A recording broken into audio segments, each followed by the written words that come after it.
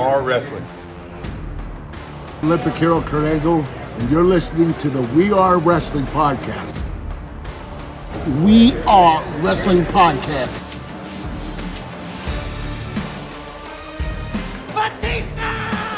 Hey everybody, Eric Bischoff here, and you are listening to We Are Wrestling Podcast. You're watching We Are Wrestling.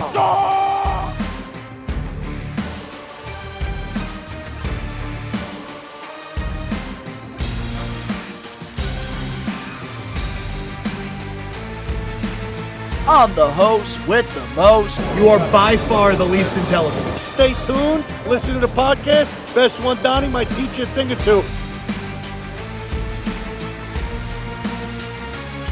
What is going on, We Are Wrestling Maniacs Worldwide? Ben here, one half of the We Are Wrestling Podcast. If you ain't listening to the We Are Wrestling Podcast, bro, you're missing out. The king listens, and you need to too, bro. Ricky knows best, ladies and gentlemen. Ricky knows best. Believe in me. God bless you. We Are Wrestling Podcast. We are wrestling. What is up? We are Wrestling Maniacs out there worldwide. I'm the host with the most, Mr. We Are Wrestling himself, the best one, Donnie, here with... What is going on, We Are Wrestling Maniacs Worldwide? It is Ben here, Uncle Ben, Rage Circus, America's favorite uncle, and wrestling's punching bag. Welcome to the We Are Wrestling Podcast today. We got a stacked show for you today, a bunch of topics, a lot of cool shit, a fucking dope-ass getting put over segment. And yeah, before we get into all that hefty, defty wrestling mumbo-jumbo, Don, take it away, bud. I feel like we have a all-around episode this week, and it feels good to be back on our scheduled programming, not doing live episodes and dealing with trolls. We don't have to deal with none of that this week, so we could take a nice deep breath. It feels great. But before we get into this week's episode, if you're not a We Are Wrestling Maniac yet already and you're listening to this podcast, give us a 5-star review, not just any review, a best one review, and download the episode and give us a follow. But if you're not a We Are Wrestling Maniac yet already, over on the YouTube channel, where you get the best pro wrestling content, you get the video version of the podcast, you get reactions, predictions, live watch-alongs, and so much more. We recommend you to hit that subscribe button now, turn on the post notifications.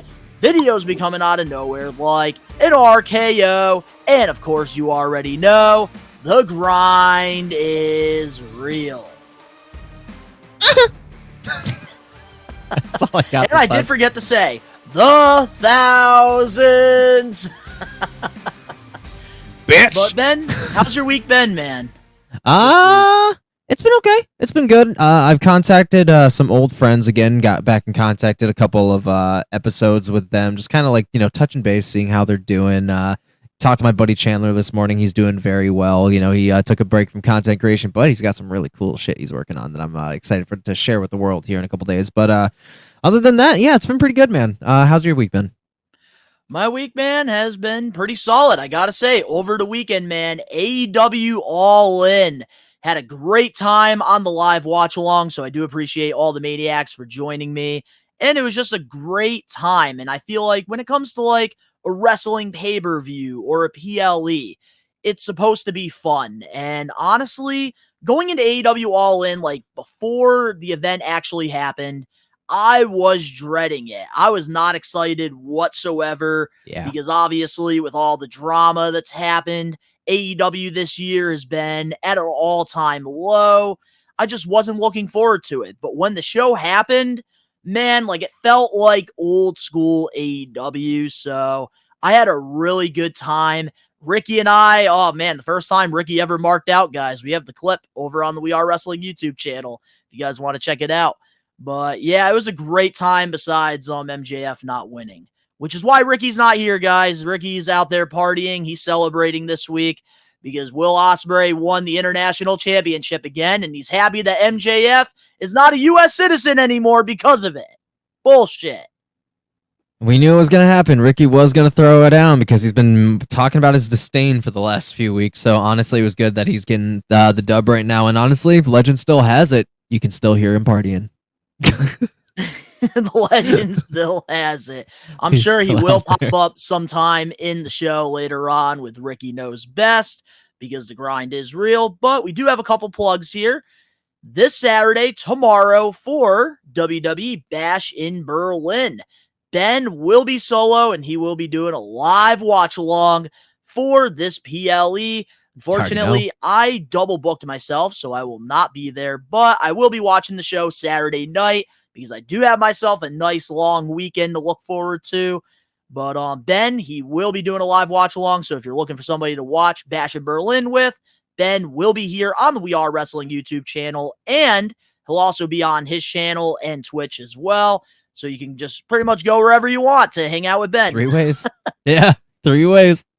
And also, guys, if you haven't checked out the Bash in Berlin predictions, I covered all that earlier this week here on the We Are Wrestling YouTube channel. So if you guys want to see who I think is going to win, that is up already. But Ben, he'll be able to tell you guys what he wants throughout the stream because he's going to hang out with you guys all Saturday afternoon. You already know it. But we do want to also send our condolences, and this fucking sucks. This is the 3rd week in a row that we've lost another legend in this business, and that is Sid Justice, Psycho Sid. We do want to send our condolences to his family, his friends during this time, and he is a former WWE champion, and he was well known for in the 90s. He was very over in WWE, had 2 successful runs. Also, he was a big star in WCW as well, winning the World Heavyweight Championship. And Psycho Sid, man, definitely an underrated legend in this business. And both Ben and I and the rest of the We Are Wrestling team, we do want to send our love, send our condolences to everybody that's affected by this sad news. And it's crazy because like 3-4 weeks ago, Psycho Sid was actually at the Wrestling Universe store in New York, which is crazy. Do we know what he passed away from? Because I felt like it was kind of sudden, but he'd also just tweeted like a few days prior or like a month prior to his death about being in the Hall of Fame. So did he have some kind of health issues going on? He did. He's been battling cancer for quite a few years now, I believe. That's what his son posted on Facebook. Last time we saw Psycho Sid in a WWE ring was during Heath Slater's Legends issue, and he looked great still. That was the road to Raw 1000. I do remember that. He looked great still. Like he didn't even look like he aged a day at that point, and he looked great. So to hear about this, now and this one was one of the ones that kind of took me off guard a little bit because I thought, like last I remembered, he was doing okay. He looked okay. So I didn't expect it. Yeah, so it was kind of out of nowhere. Yeah, and also too, one thing that Sid really enjoyed doing as well was playing softball. And I did hear a lot of stories about people in lines, like when we were meeting Bret Hart. Some of the fans were talking about playing softball with him, and he did love doing that. But really, we do want to send our condolences because, man, such an underrated legend in this business. I really enjoyed his work a lot, especially, man, his entrance for Survivor Series 1996 in Madison Square Gardens when he beat Shawn Michaels and shocked everybody, man. Such a cool moment, but he is never going to be forgotten. What a legend in the business. And maybe one of these weeks we will be putting him over in our Getting Put Over segment. It's right. It's only right. But now let's get into our power of the poll. Every week we recommend all the We Are Wrestling Maniacs to go to our community tab on the YouTube page because every Thursday we update it and we give you guys something to vote on. And last week, we asked you guys who you thought would show up at AEW All In, and this is why We Are Wrestling is the best YouTube channel, because you guys even predicted it. Ricochet is who you guys voted for last week in the Getting Put Over, but this week we did a whole 360 because we asked you guys who you think had the worst haircut. And there are 4 options here. We had Alan Funk, who is known like back in like the 90s in WCW. Really fucking weird hair. Hulk Hogan, everybody's American hero. Sheamus in 2016 when he had the little rooster haircut. And Tyson Kidd, who had literally like a piece of hair in the front sticking up for quite a while. So, Ben, you want to hit that little beat? Let's fucking do it.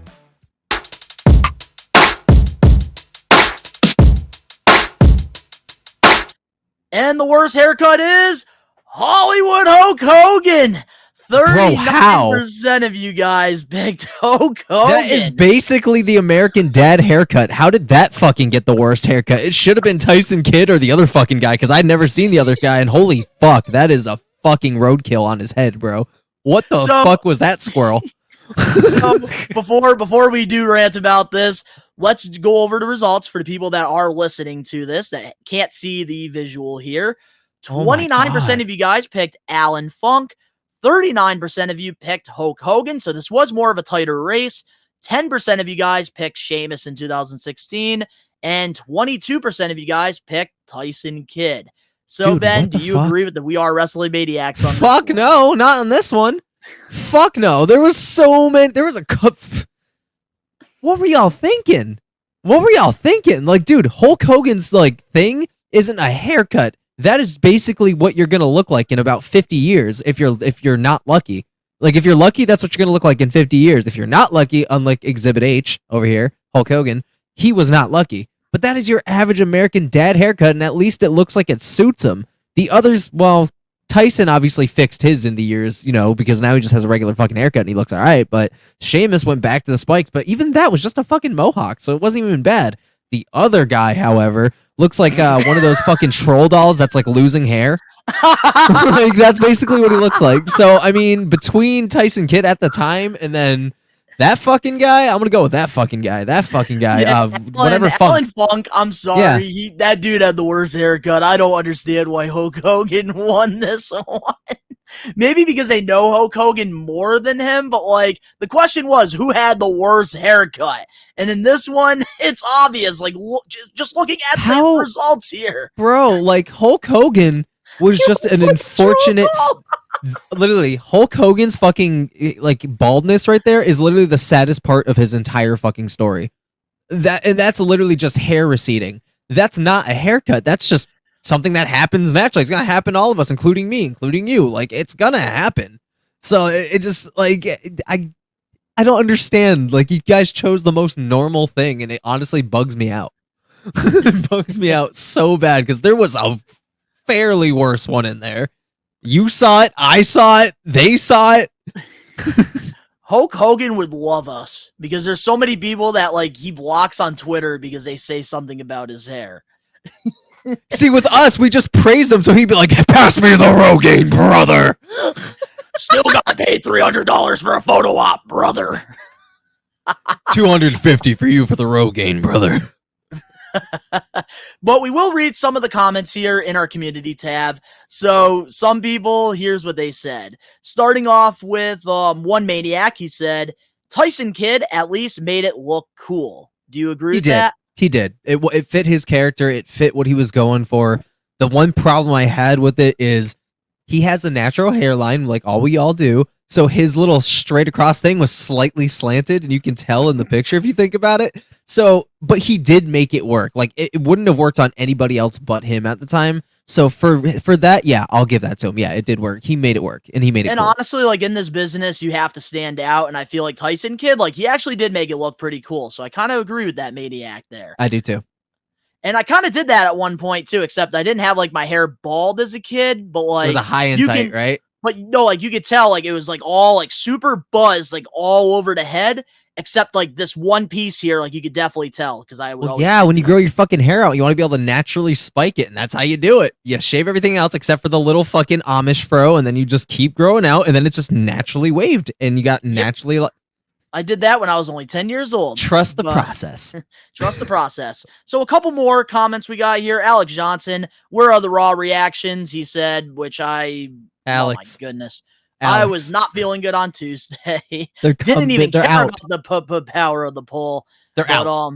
let's get into these other ones. So also another comment here was originally chose Sheamus, but after doing my research on Alan Funk and immediately switched. My man looked like he had rabies with that cut. He said I immediately switched. He's like, my man looked like he had rabies. He thought about the roadkill. See, look at that. We're aligned here. Mine like. And then That's our awesome. last comment from Nate Daniel, one of our maniacs that's always in our live chats and Day commenting one. on all the content. Day Love one, you, Nate. He said Barry Hogan. You I love Barry Hogan. I thought his name was Terry Hogan. it is Terry, but I think he's calling him Barry. Because it's a he's meme bald? thing. Oh, Yeah. okay. Got you. All right. Well, hey, dude, all those comments were fire except for one, but go watch some Liv Morgan. You'll be all right. Straighten yourself out. But yeah, honestly, like I love that we're making this a thing, and we do want you guys to comment and interact fun. with this segment here. How many Because votes did it get? How many people did you're interact right. with it? Let's read the votes here. So the amount of votes as of this recording, 433 people. There you go.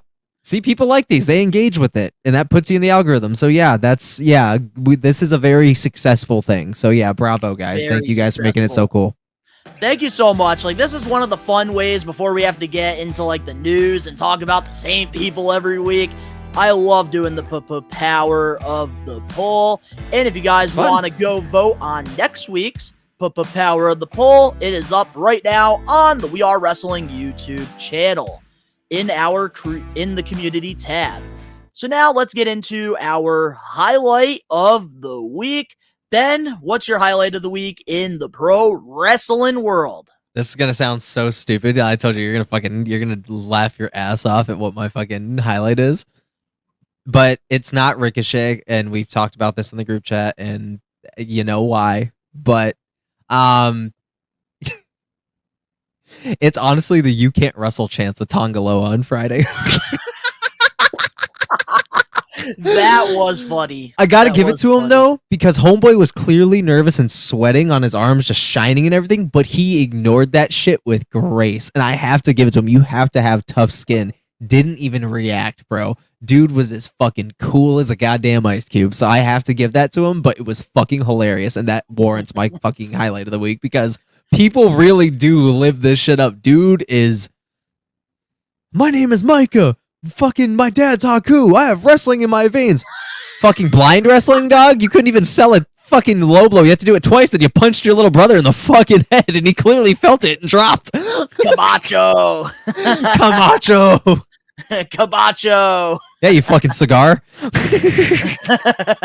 I don't, at this point, like I feel like WWE, they're doing it on purpose. Like They are, like and the I think first couple times they definitely like it was accidental that he made those botches, but now like they know like people are talking about it, so that's why they're continuing to do it. And you want to know what this is? This is a lesson. They're like, listen, they're saying all this shit. Let's see how you do under pressure. Don't fold, hold your own, and go fucking correct it.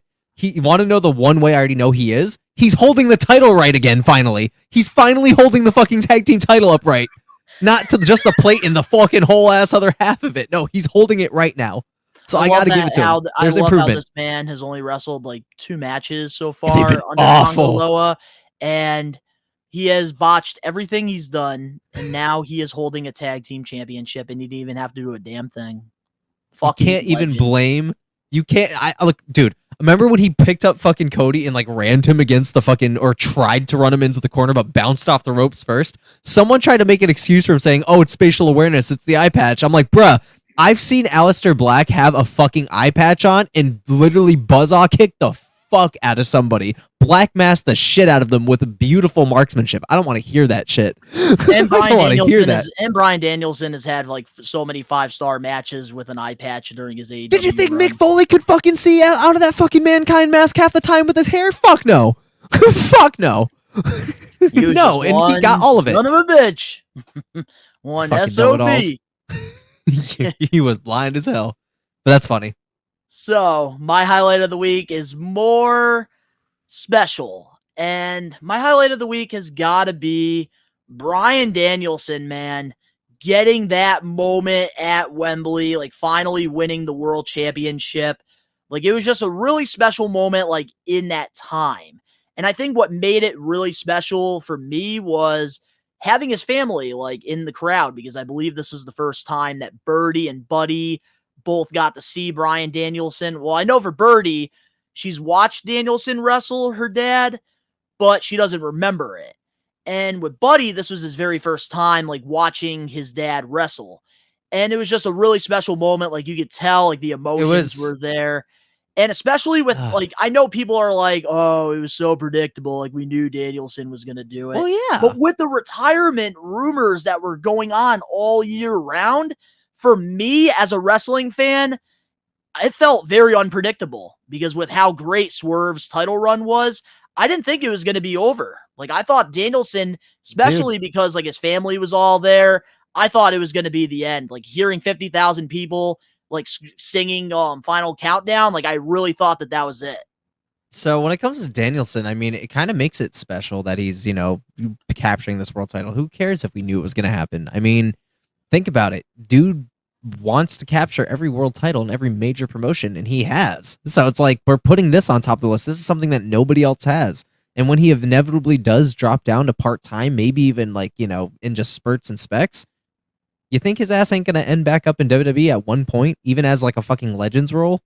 In like a fucking Legends contract eventually? He'll have a Legends contract, 100%. Like he'll come back part-time, I could even see within the next few years. Just part-time. Like even just for like, if they do fucking Raw General Managers again at that time, or like if there's some kind of like shift and switch and then he goes back to in-ring for a little bit and it's just, sporadically. Like I could see that eventually, but this is a good way to tie off his fucking full-time performer status is by capturing the only world title that he hasn't held in a major promotion, which is AEW, which we all know that he was not interested in when he first got there. Now it's time. He's hanging up the boots. He wants one more taste of the gold, and he is obviously dependable.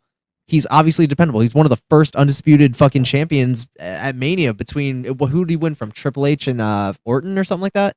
Yeah, it was a triple threat match. I believe he had to beat Triple H the first match to get in there to face Randy and Batista. And Randy and Batista. WrestleMania 30. Exactly. And that's what put him on the map and dependable, dude. Like the dude's been a world champion everywhere. You can trust him. And that's the thing, Ben. I feel like you can agree with me on this one. Because in this business, unfortunately, you have to have an ego. You have to be selfish to be successful. So when somebody that's selfless, like Bryan Danielson, getting a moment like that, it reminds me of WrestleMania 20 with Chris Benoit and Eddie Guerrero. Yeah. Two very selfless guys in the business that pretty much had to work their way from the bottom to the very top. And they always gave. They didn't care if they had to put somebody over. They were there. They were always a company man. And Danielson has always been that type of guy where he doesn't care where he is. He just wants to perform and do what he loves. And that's the thing, like for him to finally get that moment in AEW where he was very selfless, like he was a company guy. He was putting everybody over that he was working with. I am very happy for him. And this one picture right here, Ben, this is my highlight right here. Oh, Danielson and Birdie, man, at the media scrum. Like that was just a beautiful moment. And then Birdie with Danielson talking about like asking her like, because she was like, you're the best wrestler like ever. And Danielson's like, no, I'm not. Why do you want daddy to retire then? And then she says, come home. And like, that just struck me, man. Like I teared up, not even gonna cap. But I think that this week, man, has been a great week for professional wrestling, not just WWE, but AEW as well. And it seems like pro wrestling right now as a whole is winning, which is always good for us fans. Absolutely. So now, with that being said, let's get into the We Are Wrestling Weekly Recap. And we got a lot to talk about here in the recaps this week. So starting things off, last Friday on SmackDown, Ben, your highlight of the week. Solo Sikoa made Jacob Fatu give his half of the tag team championship to Tangaloa Cabacho. What's your thoughts on this decision? Storyline purposes, fucking stupid for professional wrestling purposes. Camacho. No, when it comes to, making him his personal enforcer, this is the right move. This is 1,000% the right move, because anybody that crossed Roman's path had to deal with Solo. Obviously, dude took a lot of L's, but when he was Roman's enforcer, that was like one of the last times Solo was ever taken seriously. Now we're moving over to the fucking Samoan werewolf himself. Roman would be goddamn blessed to have him as his enforcer. And by the looks of it, I'm going to be that typical fucking wrestling mark here, and I'm going to say it. If anybody's turning on Solo first, I 100% think it's going to be Jacob Fatu. Because if you saw that fucking look when he said Solo give Tonga Loa that title, did you see the look on his face and that hesitance at first? It's like, bro, you're literally making me give up my first taste of gold in literally the biggest wrestling organization in the world. For you? Like, for you? Like, what have you actually done for me? Like, right now, I'm doing shit for you, but what have you done for me? And that's what I'm excited to see, is the eventual breakup of this fucking new bloodline. Because it's gonna happen. I don't think this new bloodline is gonna last nearly as long as Roman's, obviously. This one's gonna be a quick thing for story purposes. I think eventually, once Solo loses to Roman, Jay and Jimmy come back, that whole thing pops off. I think 100% Jacob's going to turn on all of them, and he's going to be the first one to turn face. I think he's going to be the first one, and he's going to align with Roman and the Usos. I think 100% he's their free agent. 100%. But here's like what concerns me now when it's like all said and done. I feel like WWE, like I have this feeling that they're going to rush this, and I feel like they need to give this some time to happen, because like it didn't happen overnight with Batista with Evolution. This is what it reminds me of, because I think Jacob Fatu has that potential of being the next Batista in his own way. I agree. Because of course, like he's got the muscles, he's got the power, they're protecting him at all costs, having him friggin' everybody that's in front of him, they're selling the moves. And I feel like he really has that Batista potential. Oh, he does. He even has the charisma. Here's the problem, though.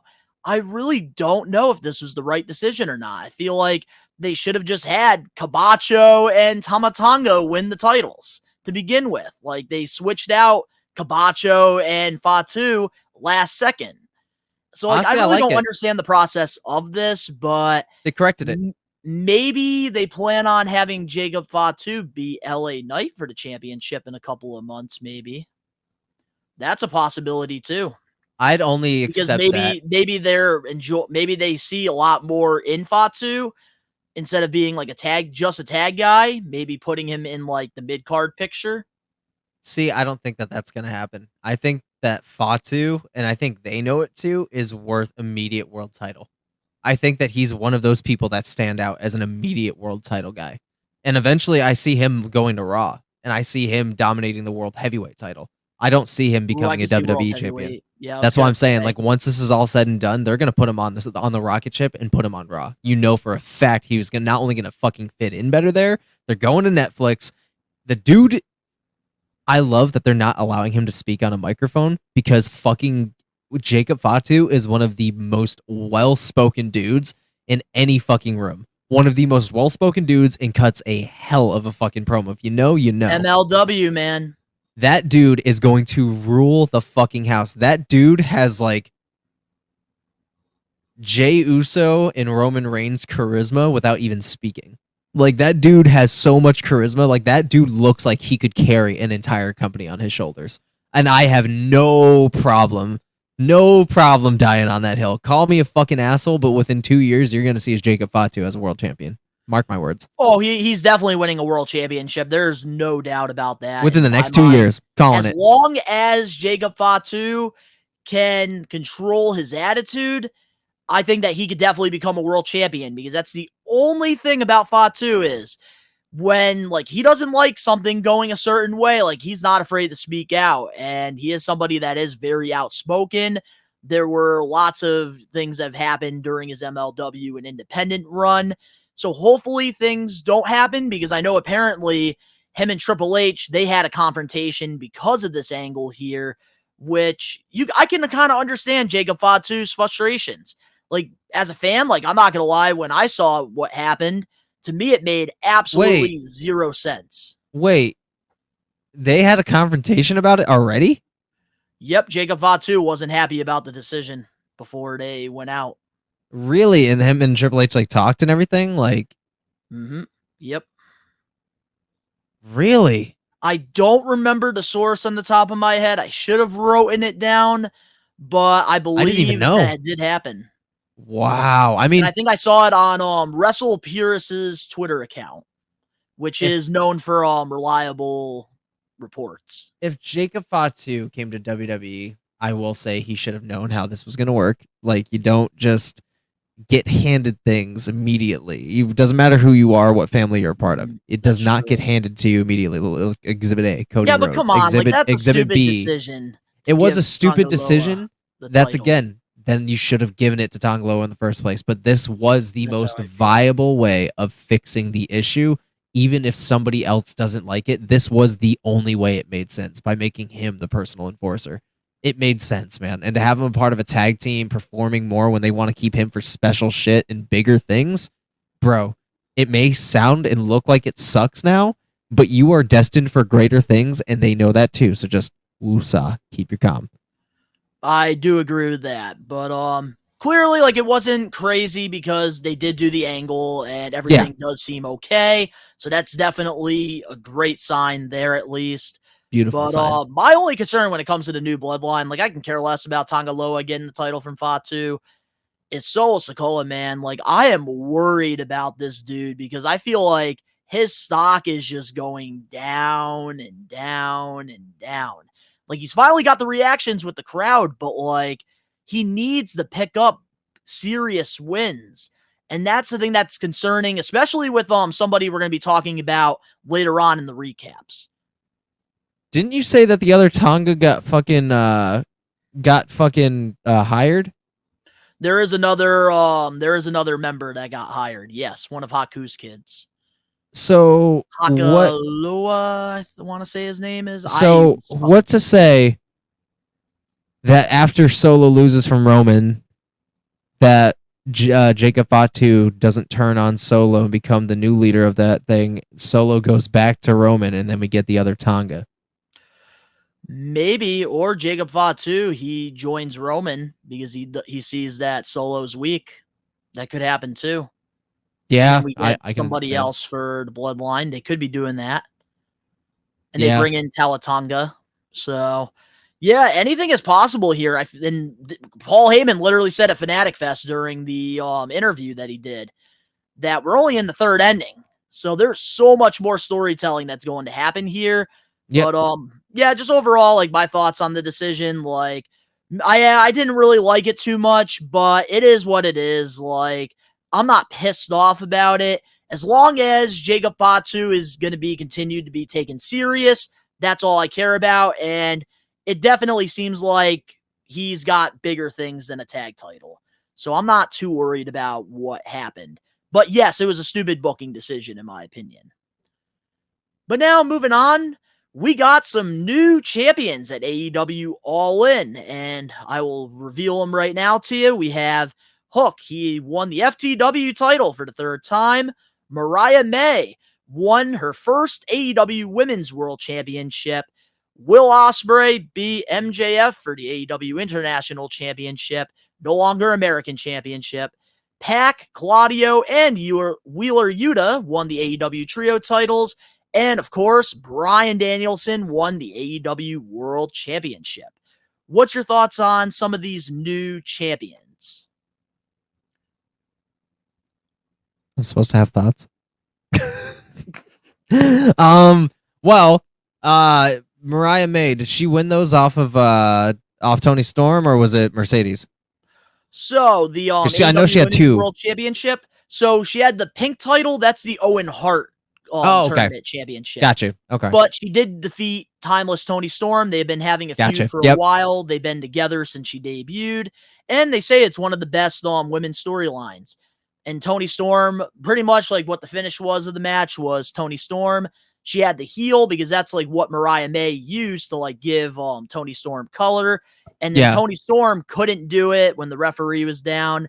And then Mariah May basically took advantage of that, and then she won the championship. Okay. Yeah, I've been following that feud here and there. I know that she used to dress like the old school Toni Storm, and it was like, yeah, there was this whole thing.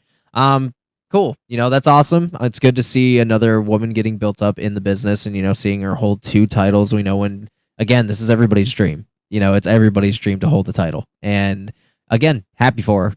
And especially since she's kind of newer to the mix, I would assume. She is it's newer. always I good to believe see. She signed, I want to say early 2024. She was Okay, like so yeah, she's very new. So that's cool. Getting new faces, and if she's over with the crowd, bravo. That's fucking awesome. At Wembley of all places, dude, that's a dream come true. Chef's kiss. Let me tell you, Ben, real quick though, about Mariah May, something you might be impressed with.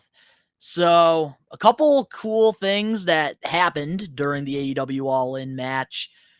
Her mother was in attendance, and Mariah May slapped her mother across the face to get heat. And she got massive boos throughout the entire stadium. Mariah May smacked her own mom? Yes, she did. Yes, she did. Oh. And during the media scrum, the wrestlers, when they come in, they're supposed to like get questions asked and stuff. And Mariah May, staying in character, she told them she cut a promo on Toni Storm, wrote this whole like letter, and then basically said, "You guys have any questions?" And then they went to go ask. She walked out. Toni has always been fucking great, though. Like, she's always been great.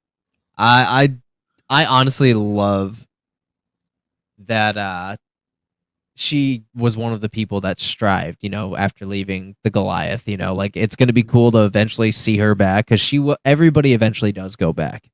And now that she's made a name for herself, a ring, I think it's going to be sweet to see her come back and be taken seriously, but by good fucking leaders in charge instead of some old asshole who just wanted to embarrass anybody that walked out there. So it's going to be cool to have that built Toni Storm back one day. But honestly, dude, it just shows how much of a goat she is. She's handled things with stride.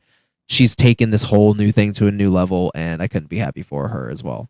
Oh, her and Mariah May, they have been amazing, and I feel like they've been such a huge part in like the AEW women's division finally getting recognized. And like, I think right now, like the storylines for like the women are outperforming the men. And I think that a lot of it has to do with Mariah May and Toni Storm.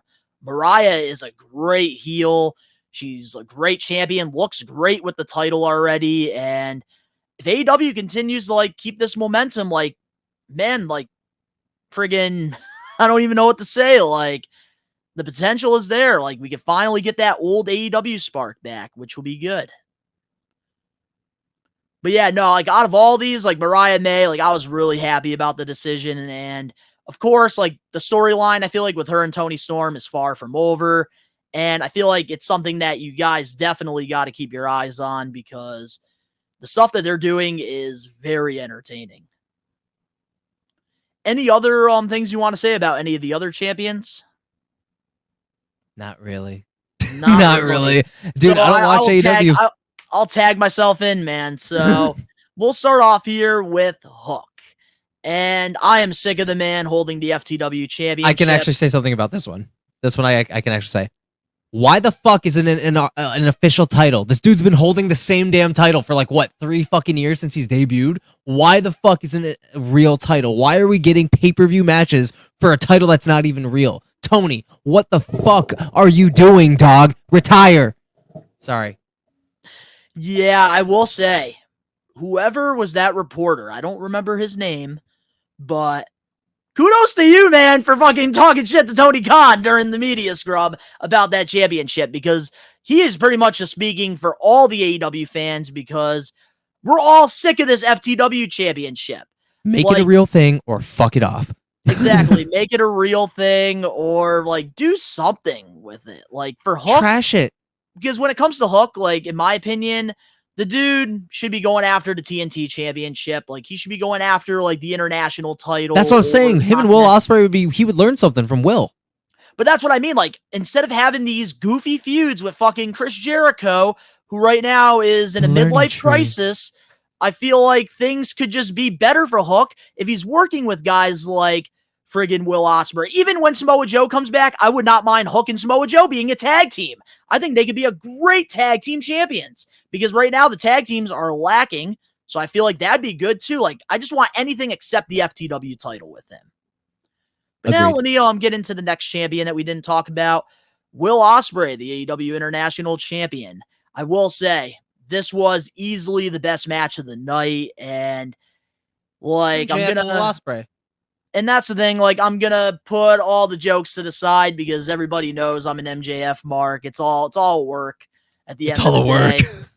I was happy with Will Ospreay winning the championship back, and it was just a great match overall. But I will say, like, they did have the opportunity, though, to do something there with him and Don Callis. I was kind of hoping that, but with Daniel Garcia coming back, something I didn't expect to happen, I was happy with the results. I think that they put on a great match.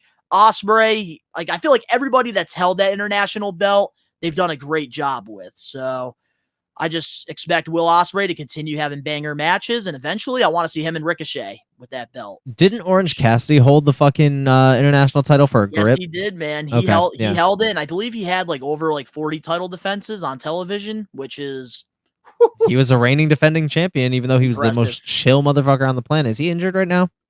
nope, he's still wrestling, man. Oh, okay. It was funny during the all in entrance he came out to, because like he does the little thumbs up thing, and then he gets like this one little pyro, like it's the smallest Yeah, pyro it's like the you'll ever smallest see. spark ever. And Yeah. it was funny because a lot of the times when he does this, like it just goes up like for maybe a couple seconds and then like it goes out like a sparkler. But like this one little pew went all the way up to the stadium, the top of the fucking sky. I'm done. I'm done. I'm done. It was the best shot too. Like AEW production, I give them like my flowers to them because they did a good job getting the roof, and then you just see the little spark hit the fucking sky. That's fucking awesome. It was great. But now I'm getting into the trio champions. Honestly, I just enjoyed this ladder match, and I think the trio titles, like in my opinion, like we don't need to have legitimate members of like trio teams winning the belts.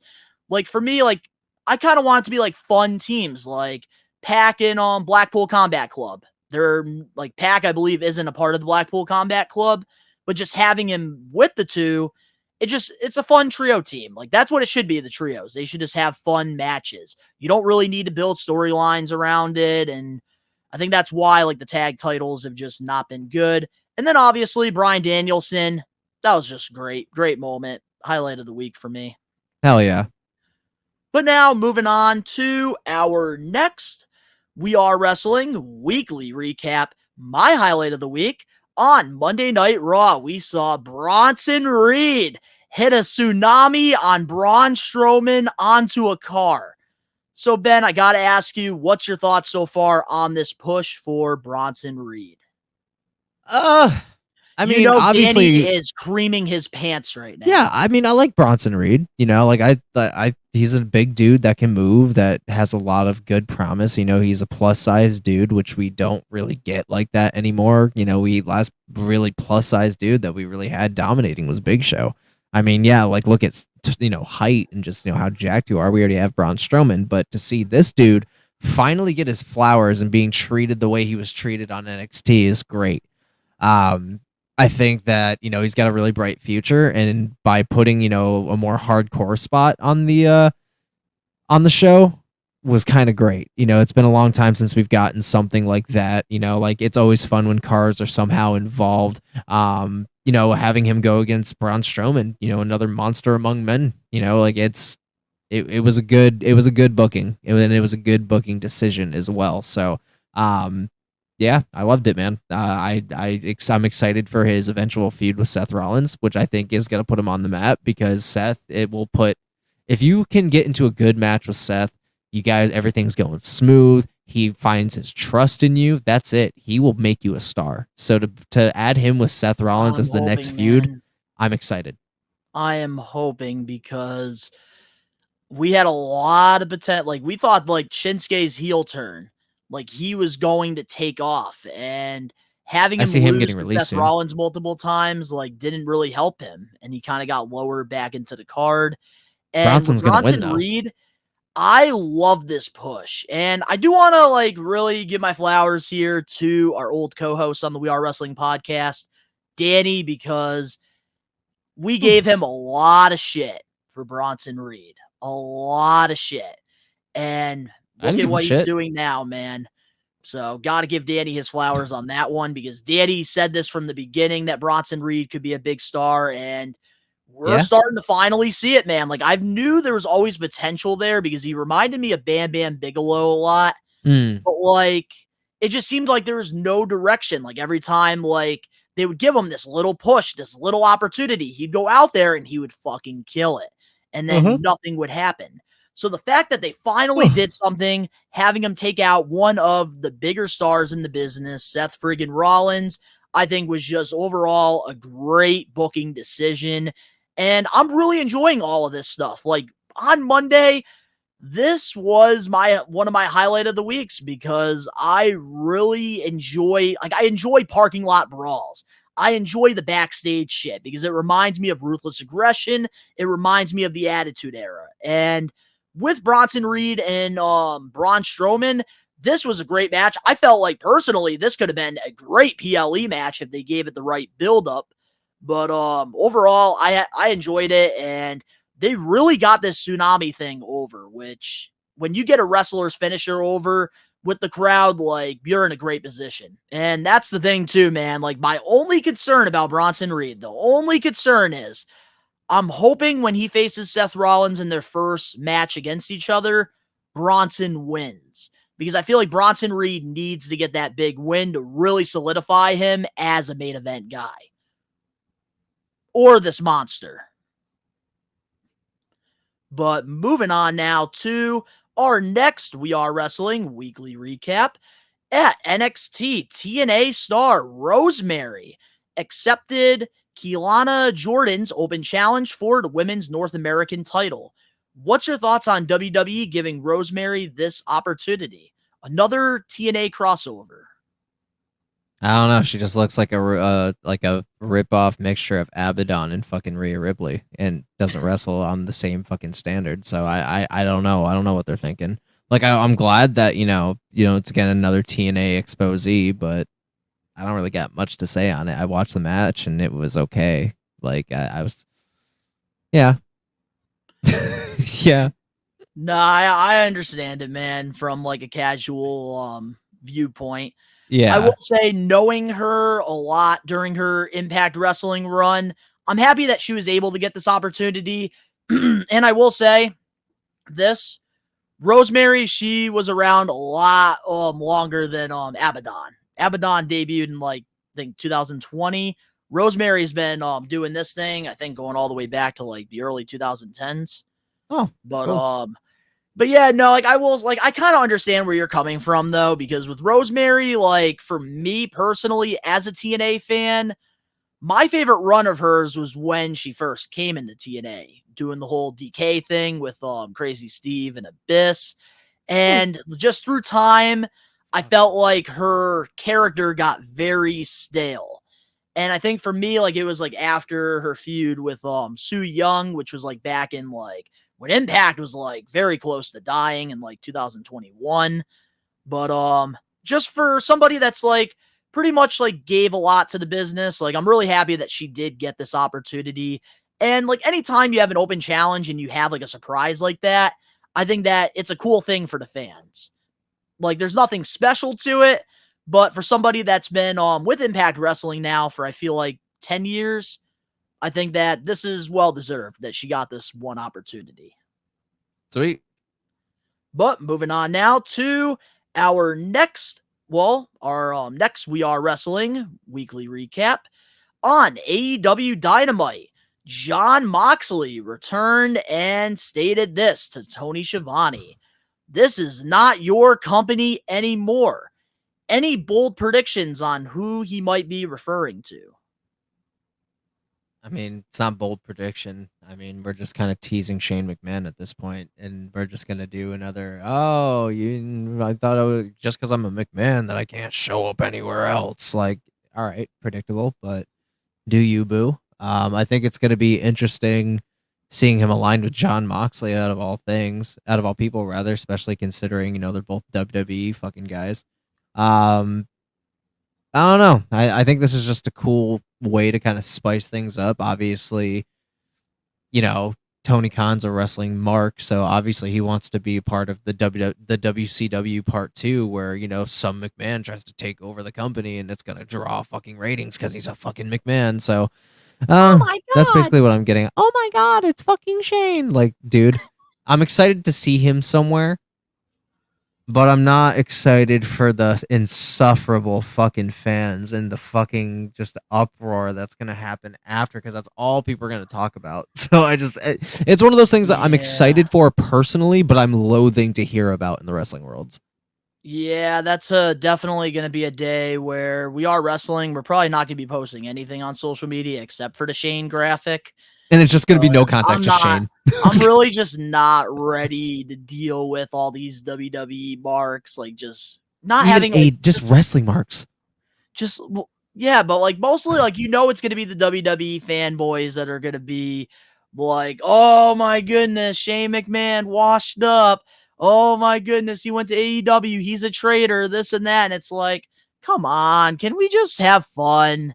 Like, why do we have to do this whole tribalism? Like, here's the bullshit? thing: they're not wrong. Like, they're really not wrong. But if you know it, why bitch about it for the next X amount of months when it inevitably gonna happen? It's gonna happen. I mean, the dude wants to do shit in a wrestling company. I don't blame him. He's clearly not welcome back at WWE. Like, the dude's burnt bridge after bridge after bridge, apparently. So why not try the fucking the competition? Why not? Because it's gonna stir up the wrestling world. It's fucking wrestling. We are in the land of disbeliefs. We didn't think CM Punk was gonna come back. He fucking did. I didn't see any y'all bitching about that. Like, Thank God. But Shane goes to fucking AEW and woo, here we go. Bandwagons. That's why. Bandwagons. Yeah. They all were talking shit about Punk when he was at AEW, but then he comes to WWE. They all love him. And they fucking shit. And they write out his entire AEW run. Keep the same energy you had. Keep the same energy. Yes, that. No Aurora, whatever that fucking meme thing is right now going on. No aura. No aura. Jesus. I don't know any. Jesus. That's Donnie, all I see on my timeline. But man. I am as white as fucking snow, dude. I don't know what that means. Well, I'm with you, Ben, on that one. But with John Moxley, I feel like this is going to be one of those situations where it's not going to be Shane McMahon. It's probably going to be like MVP or something. Bro, if that's the case, I'm telling you this right now, I'm going to cry laugh so hard at my fucking screen. I'm going to send you a selfie. Don't worry, Ben. That week, I will let you have your moment if that does actually happen. I'm sorry, but I'm crying at the fucking screen. If that is what John Moxley got this whole thing hyped over was fucking MVP, I would cry. Because all you hear is 1, 2. You hear the clock ticking. Tick, tock. I'm coming. Like, no, you're... Okay. Yeah, it's going to be one of those bad... It's going to be a fake out. Yeah. But here's what I don't like about this as an AEW fan, and I will take a minute to criticize it. So I'm all for this because of what you said with just creating tension here, getting people talking, because I think AEW needs to have that where people are going to sit there and fantasy book. Like, hell, we're even talking about this on the We Are Wrestling podcast this week. This is what they want. And I think that's great for AEW, but if you're an AEW fan, John Moxley, what faction has he been a part of the last couple of years? Blackpool Combat Club. The Blackpool Combat Club. So now, all of a sudden, John Moxley is making this new faction without ending what happened with his old faction. That's one of my problems. You can't, if you're going to open up a new book, you're going to start writing a new book, you need to friggin' finish the old book that you're freaking writing. Who says he's not? Who says he's not? Exactly. Who says that It they're is not going only to the approach first. him? It is only the first week. You are right about that. Mhm. Like at least you're giving. At least you're trying to play devil's advocate here. I appreciate Exactly. that. At least there's time for them to approach John and be like, hey, what are you talking about? Him just writing them off eventually and then turning on them when the new faction arrives. Like, that is an organic way of doing it if they're not doing it right away to like have them tie it off. Like, I think they're going to do it week by week until they I all do arrive. hope so. Yeah. And if they do, like that'll be WWE great. move. Beautiful. Like, at They that need point, to. great storylining. And it is only the first time, so like we also do have to consider that as well here. But like I will say this, like if this doesn't lead to Shane, I think that this is going to bite AEW. That was sick. Sorry. That was pretty sick. But I will, and if you guys are listening to this, Ben just blew like the cleanest O while I Out was of nowhere. trying to talk about AEW. That's a highlight. Yes, that is a highlight. But yeah, just overall, like I feel like if it's not Shane, like it's not like it's just everyone's gonna laugh at AEW, and like they can't have that happen. Like it better be Shane. We can't have that in this situation. But You're will shooting say, yourself in the foot if it's not. Later on in the show, though, the segment we got in the backstage area with John Moxley revealing somebody that's a part of this new like invasion angle. I really liked what they did with Marina Shafir because they had her basically flip a couple security guards during this. And then you had like there's like the third one that like was running, and then he sees Marina, she like steps up to him, and then the guy goes, "No!" And then you hear the crowd laughing their asses off. But I do like that for Marina because she is very talented.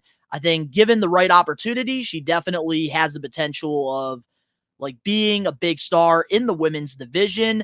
And I know John Moxley, like during his interview with Renee on her podcast, was very high on Marina.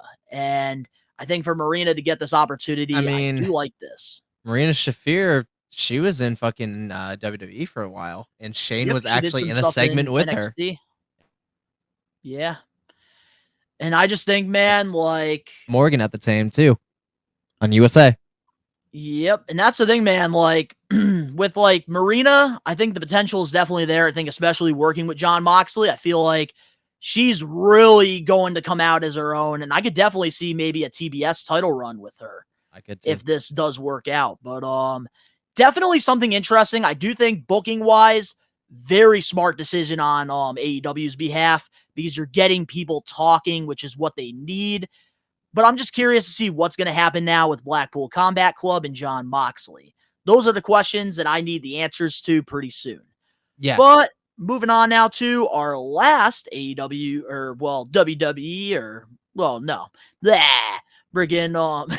our last We Are Wrestling weekly recap for this week on AEW Dynamite. Bryan Danielson addressed his future in professional wrestling with all the retirement rumors swirling around. Danielson said his full-time in-ring career ends when he loses the AEW World Championship, which we did see Jack Perry attack him after that, which now for AEW All Out, it's going to be Jack Perry versus Danielson. But the question is here that I have for you is, who do you think, if you had to pick one person on the AEW roster, who should be the one to beat Danielson for the title?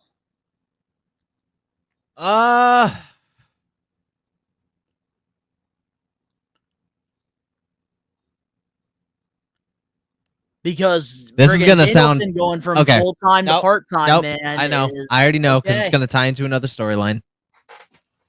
Kenny Omega. Oh, okay. Kenny Omega? Kenny Omega, because it's gonna go into the Elite storyline, and now he's got the world title, and that's the company's title. Why wouldn't they want to continue that storyline? Kenny Omega wouldn't be a bad option. That's honestly. one. That's definitely one. If I were to, but I feel like when he comes back, it'll be him and Okada for a little bit, so I can't see that. But when it comes to like the guy though, if it's not Kenny Omega, I mean, I want it to make sense.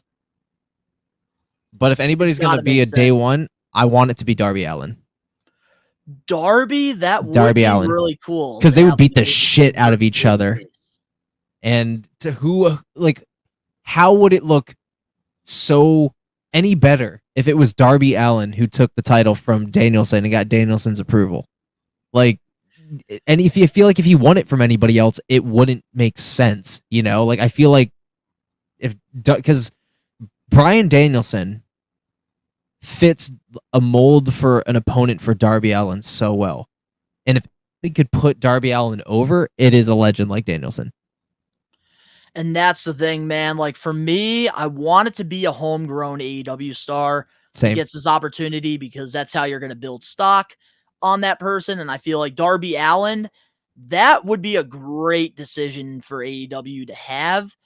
And I could definitely see that leading into something, because one thing that did happen was AEW All In, they did have this casino gauntlet match, and they had a bunch of surprises, lots of great wrestlers in there. Ricochet made his debut. Zack Sabre Jr. was in there. Nigel McGuinness, he even made his return to the ring after 12 years, which that was pretty cool, being an old school fan. But yeah, when it's all said and done, the winner of that match was Christian Cage, which basically he has a contract that he can cash in at any given time for the World Championship. So they could have Darby Allin get his moment against Bryan Danielson. I could definitely see that. And then Christian Cage can ruin that moment for Danielson or for Darby Allin. And then we can get that long feud between the two, and Darby Allin could win the championship eventually and have an even bigger angle. Okay.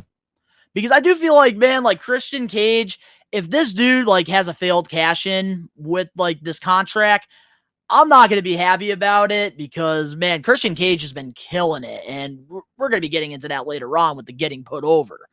But, yeah, I think for me, it's definitely got to be between Darby Allin and Jon Moxley. Because with Jon Moxley now doing this whole new invasion angle, they could be putting him in the world title picture with Danielson, who is also a Blackpool Combat Club member. Mox could beat Danielson, have all the credit in the world, taking him out, and then eventually, there you go, Darby Allin can go for Jon Moxley. Yeah. But it's just going to be very interesting to see what happens there. And that's one thing I do like about the AEW world title picture, and I'll leave it as this. I love the unpredictability with the title, because I feels like there's so many angles. Like there's been last week, we had to talk about Darby Allin. Now, like AEW wants to give him the world championship. Friggin' Swerve, obviously, like him and Hangman, they still have unfinished business. Like they still want to get that championship. Samoa Joe, when he comes back, he never got a rematch for his title. So, like, I feel like it's very unpredictable, which I like. And then Danielson holding the title with this whole, like, retiring full-time thing makes it unpredictable, because you never know who's going to be the one that Daniel says, you know what? I want him to beat me for the belt. Hell yeah. But up next, we have our comment of the week, and of course, the We Are Wrestling weekly news and rumors. We'll be right back with more We Are Wrestling podcast episode 123. What's crackalacking, everybody? WWE Hall of Famer, The Godfather here, and you're listening to, that's right, you are listening to We Are Wrestling podcast. Check them out, man. Stay on that smoke train. Saturday, November 16th at the South End Community Center in Springfield, Mass. We Are Wrestling is returning to the Wrestling Classic 5. Zombie Hideout and Captain's Corner is putting together a lineup full of wrestling legends and Hall of Famers you have the opportunity to meet. Some of the big names you can meet includes good old Jim Ross, JBL, Shelton Benjamin, Donovan Dijak, Deborah, Hacksaw Jim Duggan, and many more stars to be announced. We Are Wrestling will be selling exclusive merchandise you can only find at the Classic, and for the very first time, we'll be recording a special bonus episode of the We Are Wrestling podcast. We highly encourage the We Are Wrestling Maniacs to come to our booth and hang out with us. You can interact and meet the best one, Donnie, Ben, and Ricky Knows Best. This will be the best wrestling classic yet, and it will all be happening on Saturday, November 16th at the South End Community Center in Springfield, Mass. Get your tickets now at www.zombie-hideout.com. we're back. And before we get into the comment of the week, just want to say we are wrestling on Saturday, November 16th at the South End Community Center. We will be at the Wrestling Classic 5 for the third time. This will be our third convention. And last week on the live episode, we made a huge announcement. And for the first time ever, We Are Wrestling. We're bringing in a professional wrestler, not just any wrestler. We're bringing in an ECW legend, a former WWE Cruiserweight champion, Little Guido. Nuncio is going to be hanging out with We Are Wrestling at the Wrestling Classic 5. So on Saturday, November 16th, if you're in the Western Mass area, come out to the Classic. Come hang out with myself, Ben, and Ricky Knows Best. Come grab yourself some merchandise because we will have some new shirts and stuff as well. And if you guys want to get an autograph photo op with Little Guido, we will have more information on that closer to the event. But Ben, how do you feel about Nuncio, man? Our first wrestler we're bringing in to an event. Hey, former cruiserweight champion, part of the FBI. Like, it's dope. It's dope. You know, that's nostalgia rolled up in a ball. He had some of the best fucking cruiserweight matches. He was in part of one of the most memorable Royal Rumble Cruiserweight Championship matches with a handful of very talented fucking individuals. Oh, we're talking 2006 Royal Rumble, right? Yeah, dude. That was one of the dopest fucking cruiserweight matches, period, for the title. And it was actually a decently long match, too. It was almost a half hour, I think. Shit ran for a while. Like 25 minutes. Shit ran for a while, and it was a banger, bro. And I remember the upset at the very end when Gregory Helms took that shit. Because I think Kid Cash went in with the fucking. Because I think Kid Cash went in with the title, and he was and he got ganged up on. So, yeah, that was a phenomenal memory. Anything that he did with Vito, even after Vito, started wearing the dress and shit, as I think it was a punishment from Vince or something. But was over as fuck with it, which honestly probably pissed Vince off. But those storylines were fucking hilarious, bro. Yeah, I'm really excited about it, dude. I'm excited to kind of go down memory lane. Hang out with Nuncio, and if you guys want to hang out with him with us, Saturday, November 16th, Wrestling Classic 5. And if that little teaser during the break didn't convince you enough, well, now knowing Nuncio is going to be at the We Are Wrestling table, you better come out to Springfield, Mass. Bang, bang. Come on out. Yeah. Now, let's get into the comment of the week. Let's bet. All right. On the We Are Wrestling podcast, we have this segment called the Comment of the Week. And this comment is from our only dear friend, and one that I keep thinking that just continuously just wants to be on Comment of the Week, Angelo Rodriguez. And his comment is on the predictions of Bash in Berlin. And his comment says, I would have Dom win Money in the Bank whenever and then cash in like a sneaky heel and be the master heel, but the Judgment need muscle because they are not convincing as a dominant faction. They got worse after Priest and Rhea got kicked out, and also Ray beat Dom twice technically at WrestleMania 2. I have been saying that on my Monday Night Raw reactions, with the Judgment Day. I love this group. I really do like the new Judgment Day a lot. But they really need that monster in the group. They need somebody that's going to have that replacement of Damian Priest. Because you have to think about it. Right now in the group, you have Dirty Dom. You have JD McDonough. You have Carlito. And you also have Finn Balor. 4 small guys. And I feel like we need to get a monster in there. Like a Braun Strowman. Or hell, you have Omos sitting in freaking catering, just have him hang around the Judgment Day and be like a bodyguard or something. I feel like we kind of need to get that muscles in the group. Because Damian Priest and Rhea, they were the muscle of the group. They were. And that's the thing with the Judgment Day. They have the personalities in the group right now. But if they could just get that one muscle person, if Karrion Kross wasn't a part of Final Testament, I would have him as the guy with the group. That would be a match made in heaven. But I honestly, if I had to pick right now, Braun Strowman, to me, that would add some fear to the Judgment Day, which is something they need. I agree. But with Angelo's comment though, I don't really disagree too much though with his comment. Dom needs to fucking do something. And if Money in the Bank and it's a failed cash in, whatever, but he needs to do something. Like, I like the storyline with him and Liv and Rhea and Damien. I love it. I'm excited to see, how that turns out on Saturday, full on. That's the one I'm looking forward to the most, man. Yeah, I'm looking forward to it. So it's going to be interesting. I'm not sure, though. I'm not sure where we're going to go, but it was a fun comment. It was fun to kind of talk about, Yeah, no, absolutely. And it could definitely go any way. Like with Dirty Dom, I wouldn't mind him winning Money in the Bank. I want him to at least win something because right now, I feel like he's doing all of this for like nothing. Like he is the hottest fucking heel right now.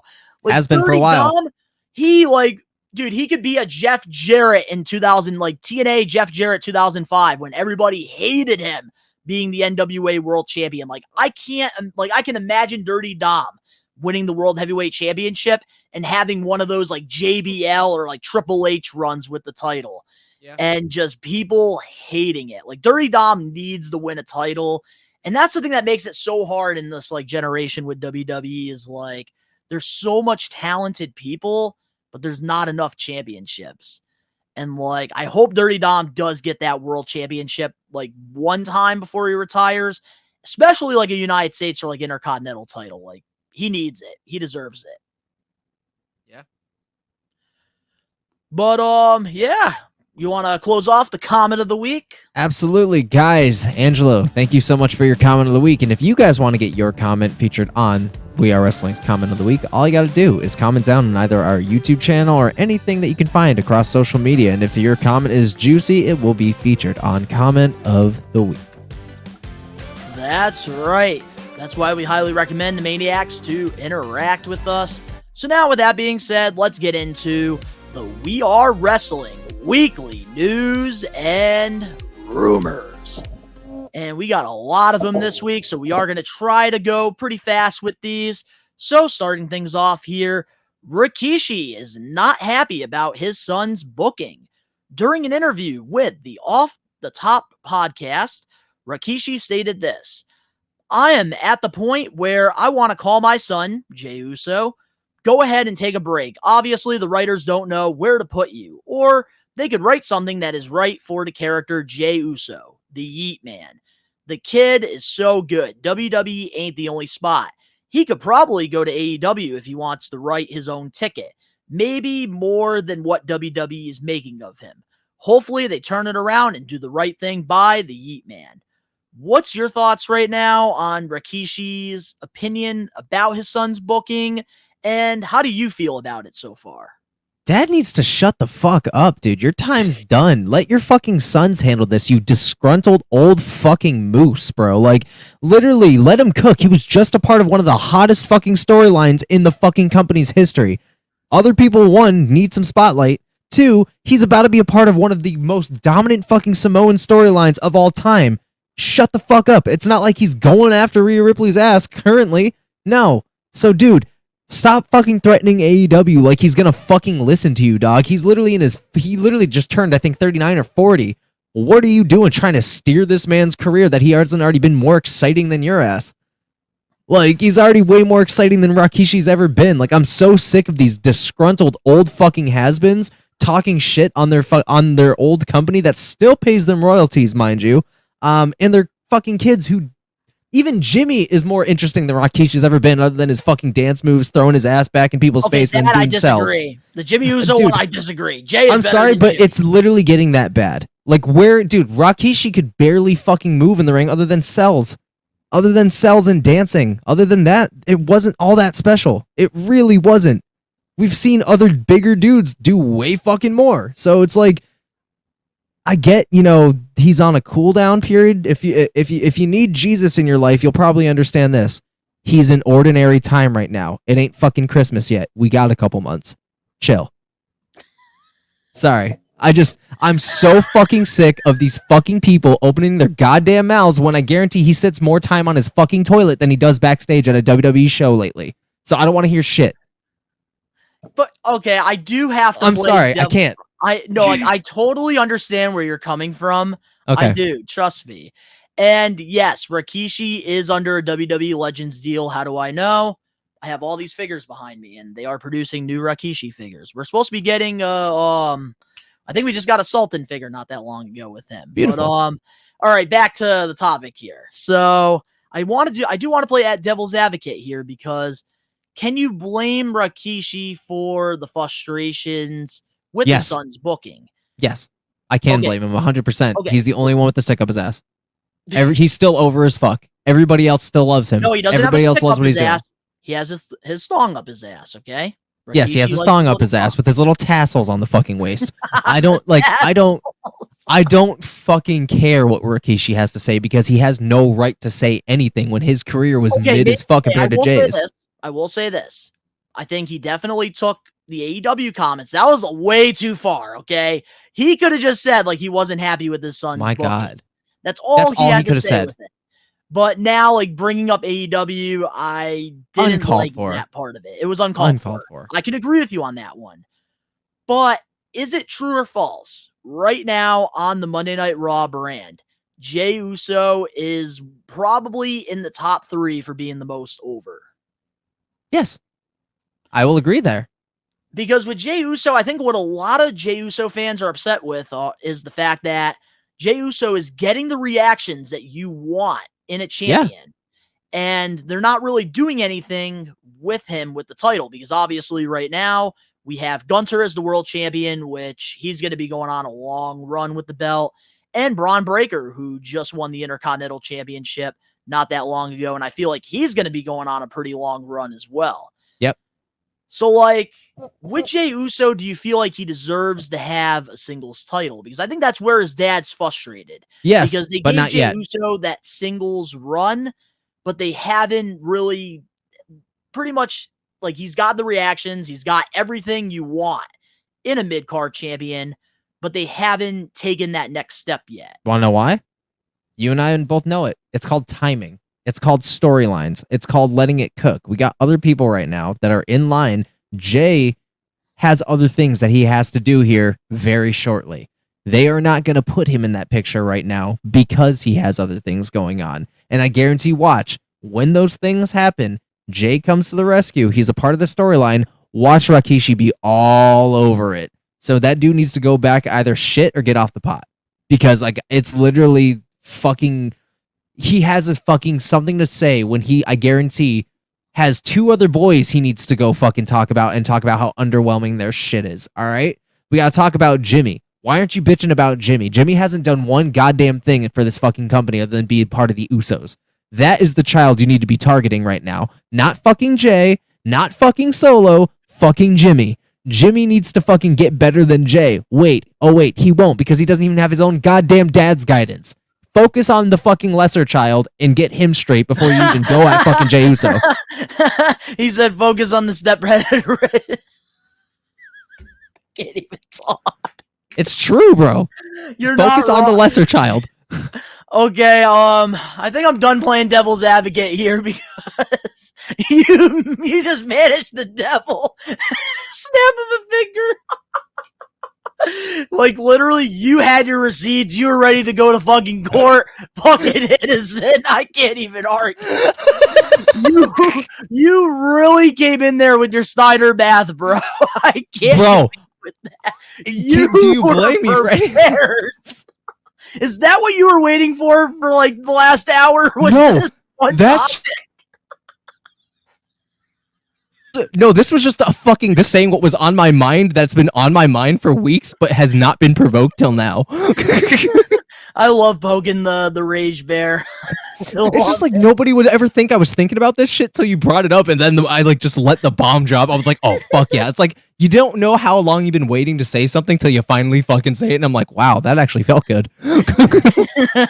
Yep, you basically told Rikishi go back to fucking slapping your fucking Samoan ass. Just dancing. I mean, I didn't mean to come off that cruel, but like, dude. Come on. You came off very cruel. We're never getting Rikishi on the podcast. One of my favorites. Womp, womp, womp. And it's sad because everything I said was justified. Everything I said was justified. It really was. Like, I can't. This is. Oh my god, this was funny as fuck. Oh, but now let me give my actual thoughts on this. Yeah. And like, I understand where Rikishi's coming from, but at the same time, I thought I knew where he was coming from until you said, how about you talk about the less important child and Jay, because Jay is better than Jimmy, and he's forgetting about his son Jimmy, who hasn't done anything since getting his ass beat after WrestleMania. Notice he has never hyped up Jimmy in any way, about Jimmy. But he talks high on Solo and Jay, but never Jimmy.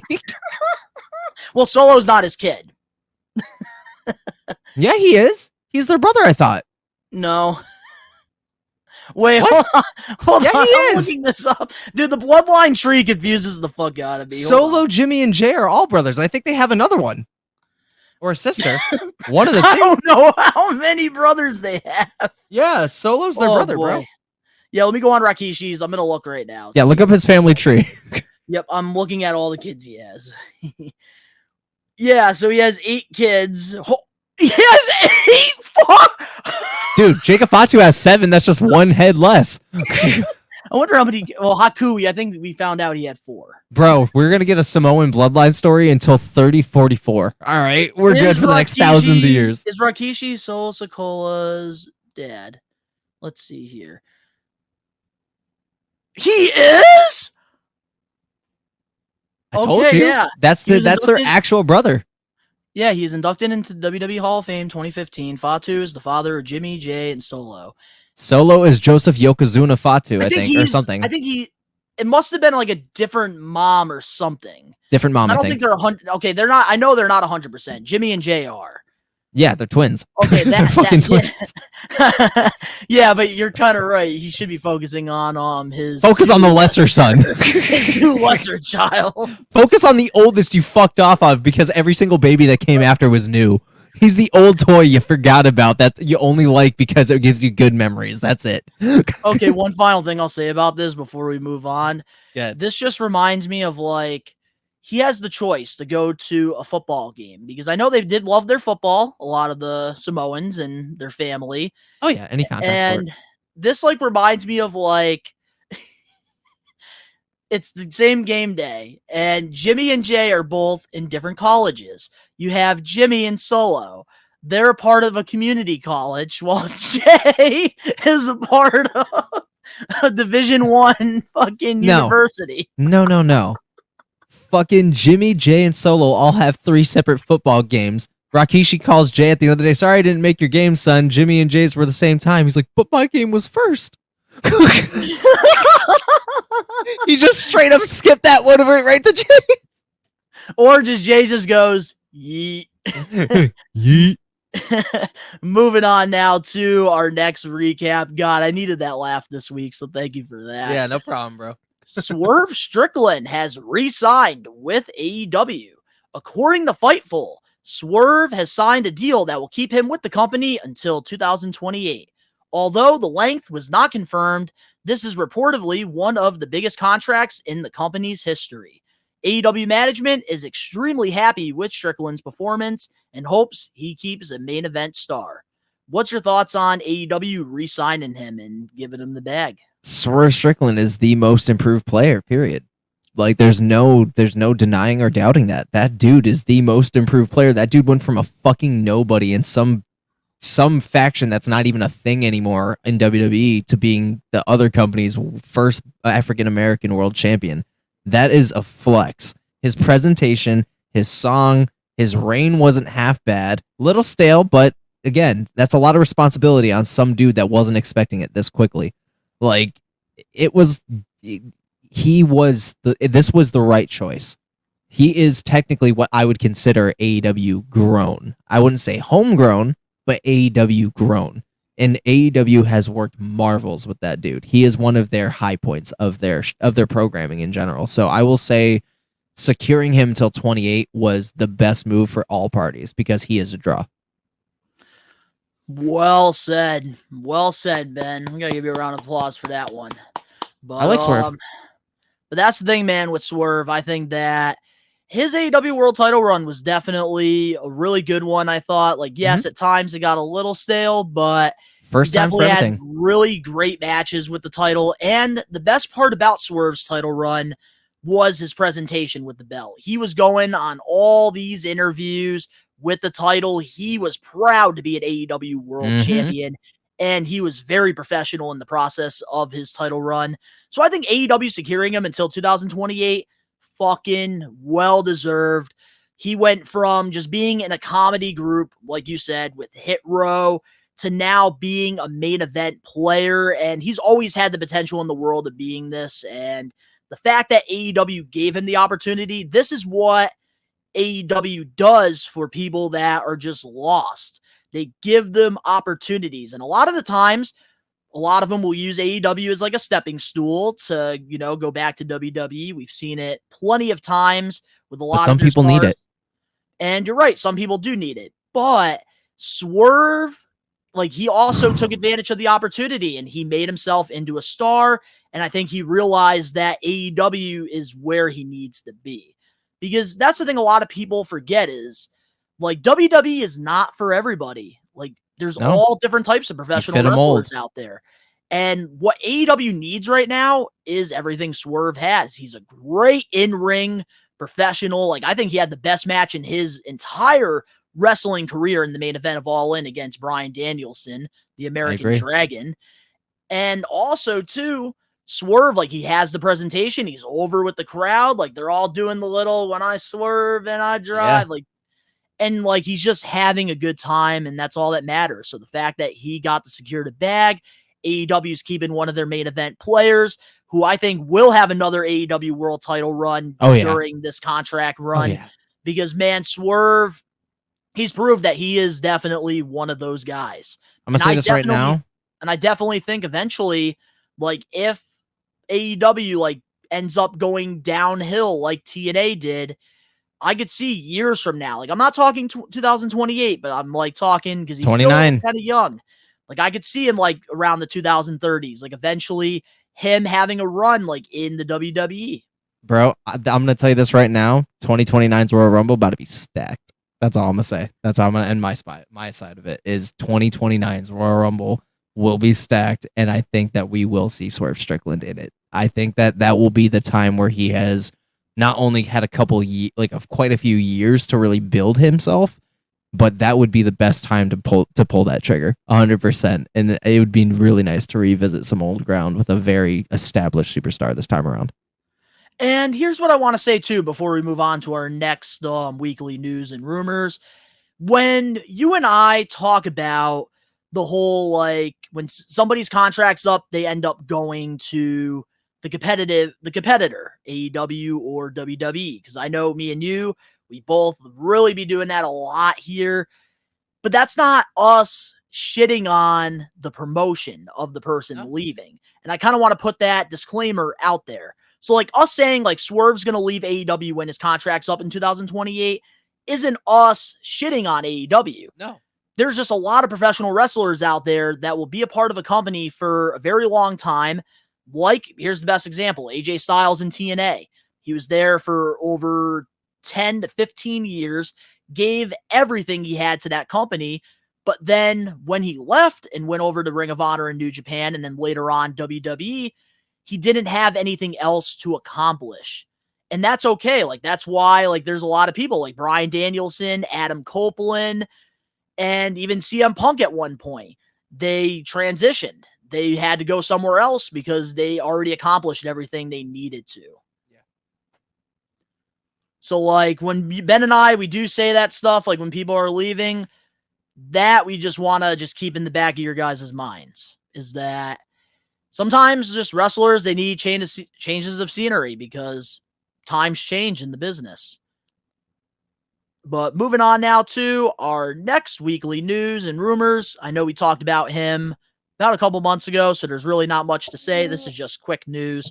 According to Fightful, Humberto has re-signed with WWE, which he's right now a part of Legado del Fantasma. And I already know we did talk about this, but what's your thoughts on them re-signing him? Meh. I agree. Hasn't done They haven't anything. really done anything with him, but Ever.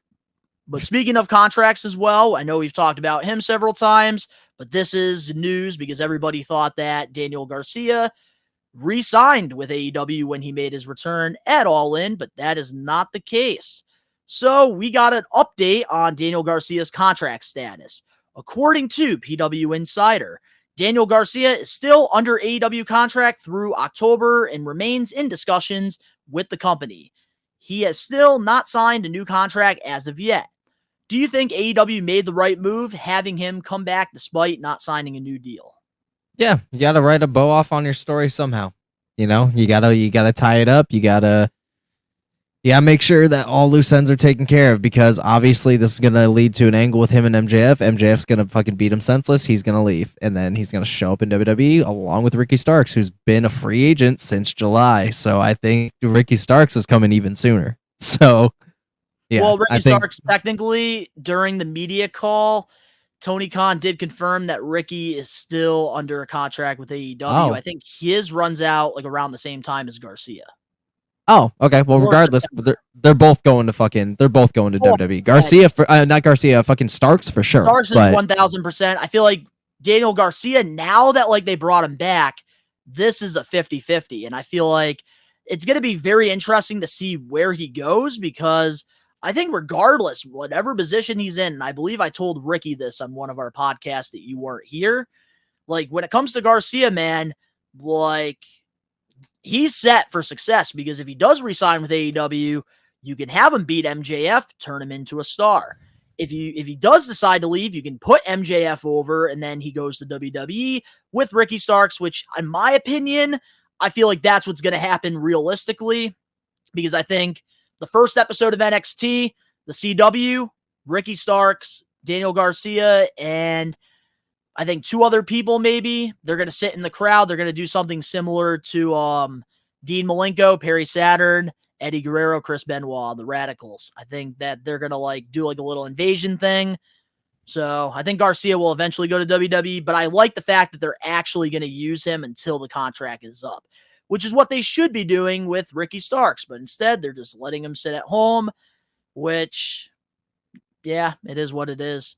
But another quick news thing. I know there's not much to really talk about on this one, but for the longest time, we all thought that Tony Khan was pretty much doing everything, which kind of still is. But during the AEW All In media scrum, Tony Khan revealed at the media scrum that he's not the only one writing the shows. He has 27 people who are part of creative, and Tony Khan does have the final say. So basically, like his way of his creative, which he kind of gave us an inside look, was pretty much all 27 of these people, they come up to him, they give him ideas, and then he picks which ones are the best, and then that's what he uses. What's your thoughts on that way of doing be honest, business? There's not really much of a change. Like, it feels like Tony's still writing the shows. Like, I found nothing very different. I can guarantee a lot of you probably feel the same way. I don't know, man. I don't know. I like, it's cool to say it, you know, it's cool to hear it, you know, it may seem like some kind of development, but until I see some kind of actual like progress done, I ain't buying shit. I ain't buying it, because there's no change in the product yet. And like, how long has he had this team? Has he said how long? Like, how long have they been at work? You know, like what have they written that's credible? Like, what I is... say this because I did listen to the whole media scrum. One person in particular that's like his go-to guy that never misses a show is I don't know if you remember him, Jimmy Jacobs. He was the one that produced the Festival of Friendships with Kevin Owens, Chris Jericho. He did a lot of stuff with the PG era of WWE. Oh, that's why it sucks. Okay, got you. Got you. Well, he's the right-hand man. That's like, he pretty much, his like, problem. Watches everything and then he observes it. That's his problem. That's another one of his problems. Like, the PG era was god awful. Like, I don't even want to fucking revisit it. Yeah, but during that time though, like he did have some good stuff, Jimmy Jacobs. That's also when WWE was becoming a fucking dreadful soap opera. Yeah, but this though. wasn't like the beginning of the PG era. This was like 2017 to like I think 2018. Like it was like I think it was like a 1 or 2 year run. Not 100%. 2017 and 2018, I'll give you, was probably the highlights of fucking the PG era. Like that was like the best part of it. Other Because than that Festival was of Friendship, awesome. that's like the one thing I can confirm that Jimmy Jacobs had. Like he came up with that entire thing. Gotcha. Okay. Yeah. So he's like very close to Jericho. Gotcha. But me saying that he's close to Jericho definitely doesn't help the case. Now that I said that, I take that back. Moving on now to our next We Are Wrestling weekly news and rumors. Oh, I can't wait to give my quick thoughts on this one. What's up? Randy Orton got some beef with Machine Gun Kelly. Oh, God. Recently on the Impulsive podcast, MGK revealed that he confronted Randy Orton in the locker room for talking shit and said, "Fuck you," to his face. Orton responded with the lying emoji on X to MGK, replying that there were WWE cameras rolling during it. Do you believe Machine Gun Kelly here? Or your thoughts on this whole fucking... So, out of kayfabe? Fuck no. Kayfabe? Oh, God, yeah, I believe it. And I guarantee if he's stating that WWE cameras were rolling, it's for a work, it's for an angle, and he's going to have something to do with the WWE thing. Like, I think Machine Gun Kelly is going to be one of the next, like, crossovers, if you know what I mean, to the WWE universe. Like, not just getting a powerbomb. Like, I think we might even have a match eventually. I think that he might even have something to do with Berlin. Like, there might be some things happening on Saturday. So, kayfabe wise, no. I think, like, you and I both know it. He would break that dude in half like a goddamn candlestick. Like, we know it. However, because he's not only an inch taller than him, but he's also got him outweighed by at least 150 pounds. So, like, there's no way that wouldn't have gone off, especially with his temper. There was no way that would have gone off, like, scotch-free. No way. So it's definitely kayfabe if it's just a quick little couple tweets. Yeah, and that's the thing, man. Like, with Machine Gun Kelly, like, I don't believe this. Like, if this isn't kayfabe. Because even Xavier Woods, like, even, like, quote tweeted and said, like, anybody that knows Randy Orton, like, Randy Orton's not going to sit there and let you say fuck you to him. Like, yeah, Randy especially Orton, when you're not a part of the world. Yeah. Fuck no. Yeah, no, that's not happening. Like, the only thing I could see happening if this is kayfabe, which I really don't believe because I know Machine Gun Kelly, and, like, he's always looking for headliners. Like, Randy was talking shit about him, so MGK wants to make himself look tough. So he said on Impulsive, he took advantage of the opportunity, and people are talking about it, which is why he's had a successful career. That's good. I do think if this is kayfabe, though, we'll probably get a tag match. Logan Paul, Machine Gun Kelly, because they are friends, versus Kevin Owens and Randy Orton, probably. Yep. Remember, Kevin Owens did powerbomb MGK through a table. Like, on he did. And Randy and Kevin are very close right now. And they both have had fucking issues with Logan Paul. So the only thing I do have to say about this is, like, I don't believe Machine Gun Kelly one bit. But I will say, if this is a work and they are going to do a fun little tag match, that's where we're going to find out, like, if this is real or if this is fake. It's only going to be a matter of time before we find out. But hopefully Randy Orton fucking RKOs that fucking toothpick. Moving on now to our last We Are Wrestling weekly news and rumors. WWE has announced a new commentary team while Pat McAfee is away. Starting in September, the Raw team will be Wade Barrett and Joe Tessitore. He is the guy from ESPN, while SmackDown will be Michael Cole and Corey Graves. What's your thoughts on the new changes? God, put Michael Cole and Corey Graves on fucking Raw. Other than that, I'm cool with it. I kind of wish Michael Cole and Corey Graves weren't together. I feel them. like they should have done some, like, shuffling around a little bit. But it does make the most sense because if you do look at this, you do have two broadcast journalists here. You have Michael Cole and you have Joe. And then SmackDown, you obviously have the two former professional wrestlers, and you have Corey Graves, and then you have Wade Barrett. So it does make sense. You have one wrestler, and then you have one play-by-play. So, yeah, I think that this is not a bad change, but it does make me miss Pat McAfee more and more. Oh, yeah. But football season, yee. Yep, and then It did say, though, Netflix, we will be getting Pat McAfee and Michael Cole back together on Raw, so that's a good thing. Fuck But I am yeah. excited to see like where this will go with Wade Barrett and Joe. Very interested in seeing that. But up next, we have our Getting Put Over segment, where we're going to be putting over good old Captain Charisma, Christian Cage, and of course, the main event topic, which it's about an evil man. We'll be right back with more We Are Wrestling Podcast episode 123. Hey everybody, it's Hall of Famer Devon W here. And when I'm not putting people through tables or testifying, I am listening to one of the greatest podcasts in the world. We Are Wrestling Podcast. Check it out. Testify. Are you looking for wrestling content? Well, We Are Wrestling provides everything pro wrestling. The best one, Donnie, Gins, and the Load Rager Ben, are wrestling marks like you who love this sport. We Are Wrestling has it all when it comes to wrestling content. We have different podcasts, vlogs, reactions, full wrestling matches, live pay-per-view watch-alongs, interviews, predictions, and so much more. Only on We Are Wrestling. What are you waiting for?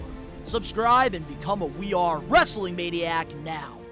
We're back, and every week here on the We Are Wrestling Podcast, we do this thing called the Getting Put Over segment, where Ben and I, we alternate every week, and we pick one past, present, or future professional wrestler, and we put them over. Last week, Ricky knows best. He made the decision, and we put over Bob Tom, Booker T. And this week, Ben, who are we putting over since it's your turn? We're putting over wrestling's father figure, Christian Cage. Yeah. The father of the year, good old Christian Cage. And what's crazy is this was going to be my pick next week. But Ben, you definitely beat me to the punch here. And of course, we had to put Christian Cage in a good old museum here. He's got the Father of the Year trophy. We got him with the NWA Championship. He's got the TNT Championship. And we even have him with the long hair in the beginning of his career. But I love the way that we put over these guys. At least we're giving them statues, man. We're giving them the statues. But where do we begin with the Captain Charisma? We should probably start with his accolades, right? We probably should, and I'm not going to lie to you, Ben. I wasn't prepared for this because usually Ricky is supposed to be here to do his job and freaking give us the accolades for these professional wrestlers that we are kindly enough putting them in our museums and giving them statues. But don't worry, I do have you guys covered here. Oh, you do? Okay. With Christian's, well, I am grabbing it right now. So if any of this is wrong, you can blame Ricky Knows Best because he wants to go party with Will Ospreay. MJF is not a U.S. citizen. But Christian Cage, all right. And I'm also on Wikipedia, so don't mind me. So here we go with good old Christian Cage's accolades. Let's start off with TNA. Let's do it. Christian Cage is a two-time NWA World Heavyweight Champion. He won the Impact World Championship one time, and he also won the Gauntlet for the Gold in 2008 for a shot at the TNA World Heavyweight Championship. Getting into his WWE accolades, he is a two-time WWE World Heavyweight Champion. Also won the ECW Championship 2 times as well, while winning the WWE Intercontinental Championship 4 times. And he was a 1-time European Champion, 1-time Hardcore Champion, 1-time WWE Light Heavyweight Champion, and he was a 9-time WWF World Tag Team Champion. 7 times with Edge, 1 time with Lance Storm, and 1 time with Chris Jericho. And he was the 23rd Triple Crown Champion. Wow. And let's go into his AEW accolades as well, because we're not over yet. Christian, he is all over the place, pal. He is a 2-time AEW TNT Champion. He is a 1-time AEW World Trios Champion. And he did win the Casino Gauntlet in 2024 at AEW All In. And most importantly, he won the Father of the Year award. Fuck yeah. What a amount of accolades for Christian. And if you guys have been loyal to the We Are Wrestling channel, you guys know firsthand. I believe I talked about this in one of our Edge Getting Put Overs or episodes. I've always been a Christian guy. I've always been an Edge guy. I've always been a Christian guy. So for me, like putting over Christian, man, I am excited about this one because for me, like where I really started to enjoy Christian Cage had to be the TNA run. Because, So you can talk about that real quick because I have Oh. no knowledge about TNA. and this is the best part, Ben, about getting put over. Because it's all nostalgia. It's all about the good times and educating as well. With which, man, Christian Cage, the run he had in TNA, unforgettable. And I even like watched like a mini documentary somebody put together with this TNA run to kind of like refresh my mind a little bit for Hell this. yeah. So I did do my homework. So when it comes to Christian Cage, man, like I remember at the time, like in 2005, Christian Cage, like they were really setting him up for like a main event spot. And then they didn't really have anything for him. So then WWE, they tried offering Christian Cage a contract, except they lowballed him. They gave him less money than what he was making. And that is why Christian Cage, he turned down the deal because he wasn't happy with creative at the time. They weren't giving him the opportunities. He was doing everything he was told, very over with the crowd. There was even rumors about him beating Batista for the World Heavyweight Championship around that time. That's why they had him drafted over to the SmackDown brand. And then he went over to TNA because he felt like there was more opportunities over there. So then he comes into TNA during, I believe, Genesis in 2005. Massive pop. And man, Christian Cage, a few months later, one of my favorite matches during his run with TNA against all odds in 2006, defeated Jeff Jarrett for the championship.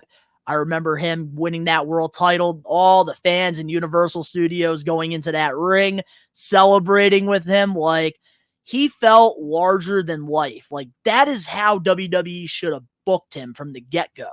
Vince hated him. His entire TNA run, man, was something super special. And then he went on to being a mentor for AJ Styles and even brought back Tyson Tomko. So they had a lot of stuff going on. Oh, there. Tomko, give me a beat.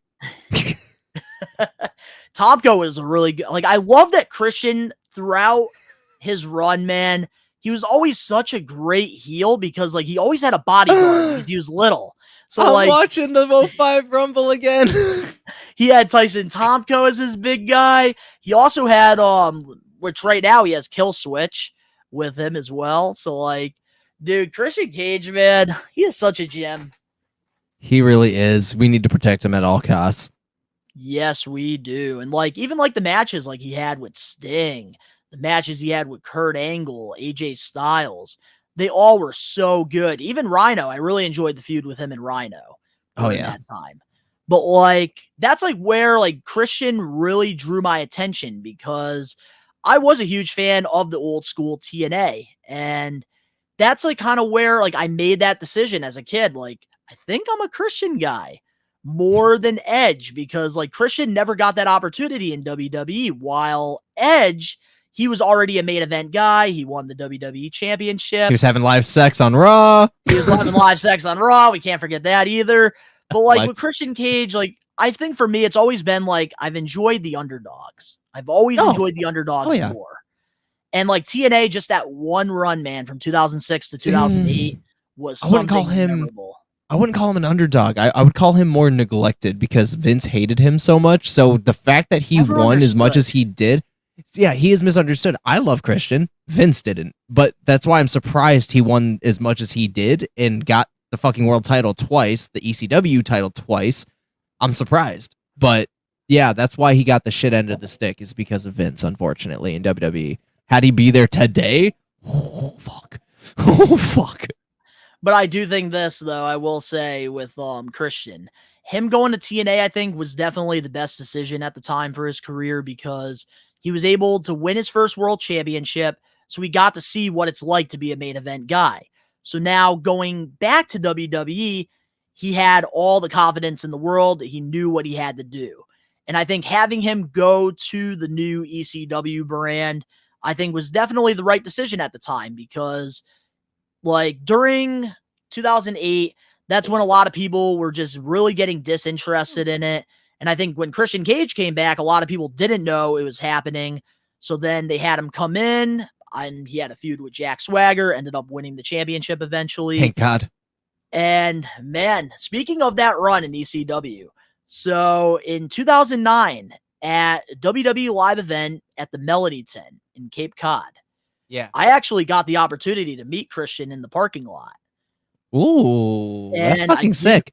And that's the thing, man. So around that time, there were like the old school cameras. So like none of it could be really on the computer and stuff. So like Yeah. I got like an old school picture with him, and like I have it blown up. I have it hung up right in my studio with like Hell the yeah. rest of my pro photo ops. And the cool thing about that is at the time I had his ECW championship, like the new replica title that he won. But here's the sad part. I was a kid and Christian wanted to sign it for me. And yeah, there was no such thing as paint markers around that time. And all he had was a black Sharpie. So you can't see the autograph on my title. Oh, that's awful. And then since then, my dad always brought a gray Sharpie to our WWE lives. But It was a great experience because him seeing me with the title, he really took that extra time and he really talked to me, and it was just a wicked cool experience. And he's the only person right now currently that I need to get on my Attitude Era belt. Okay. But like his ECW run, I think he kind of like saved ECW for like a year before they kind of like just got away from it. And then of course, like he finally got himself in like the main event picture when Edge retired. And I do want to put over that run with the World Heavyweight title because the whole like one more match thing was so freaking over during this time. Yeah. Yeah. And like that was like the one person that like I never got mad at was a Christian versus Randy Orton match. Oh, Because, dude, like, one of their best matches was SummerSlam, 2011, right? That Yep, was one of their 2011. best matches. That, and I think Over the Limit had fucking a great match too. Well, Christian and Randy, they fought like probably at least like 100 times that year. But those like, two matches it was- specifically. But it was the one, like that was like the one time where like it really like wasn't bad at all. Like it was so good between the two. And like usually when people wrestle each other all the time, like it just gets boring. But like Randy and Christian, they made it interesting, especially with Christian doing the whole like one more like title shot thing. Yeah. Which I really enjoyed. But what are some of your favorite moments in Christian Cage's career? So 05 Royal Rumble with him and Tomko in the back, talking to Cena and his little freestyle he did, because that was like that like immediately inspired me to watch the 05 Royal Rumble all over again.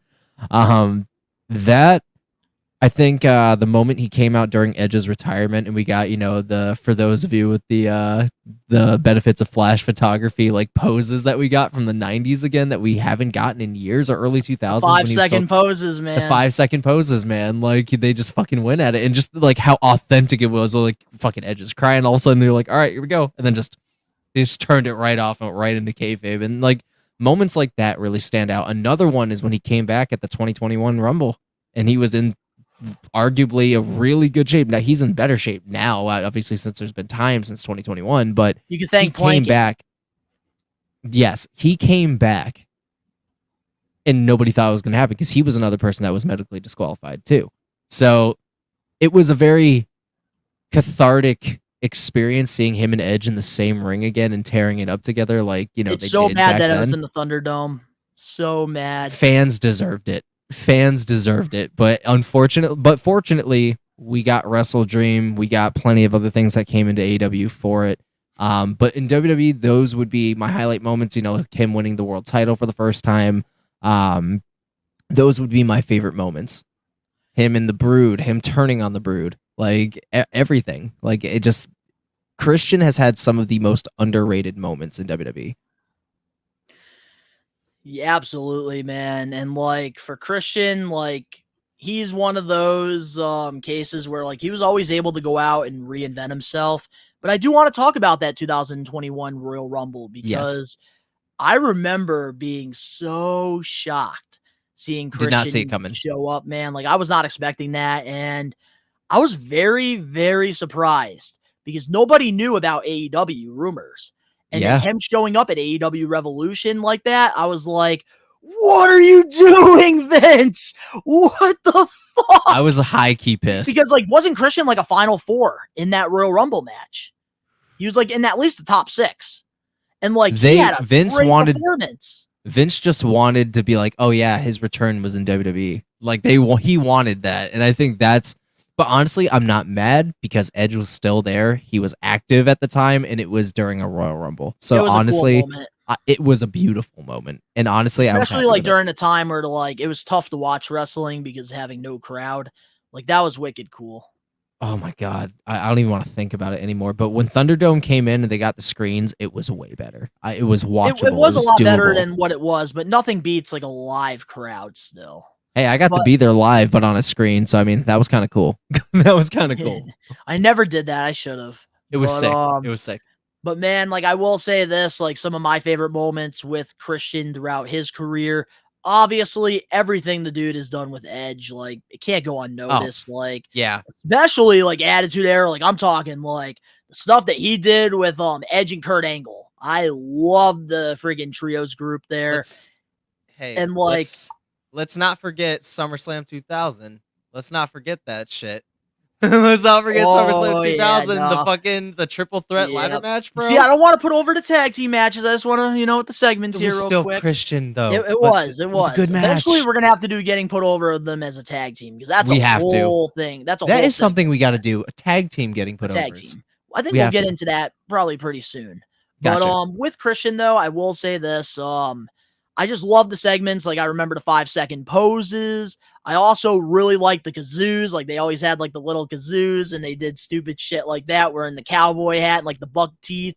Like, I really enjoyed those segments. The fancy dressings with his big-ass glasses and his fucking, like, mesh shirts. And I remember, too, like, they did the whole, the Un-Americans faction and, like, Ruthless Aggression. And, like, I remember the segments there with Christian and Chris Jericho.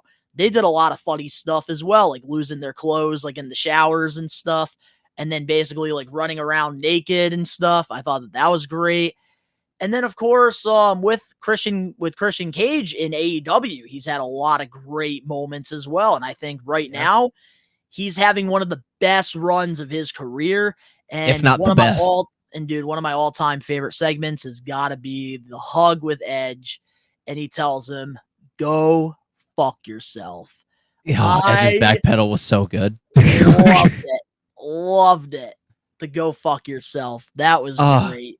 Yes, dude. That and just obviously like, all the insults that Christian has done, man. Like that, and then taking Nick Wayne under his fucking wing, taking his mama, like Mother Wayne.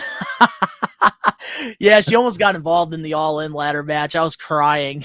That's fucking awesome, dude. Like, he's literally living his best life right now in AEW, and I think that AEW is his spot right now because I wouldn't change anything, and I think it fits the mold for AEW way more, and I think that it's some of his best work of his career.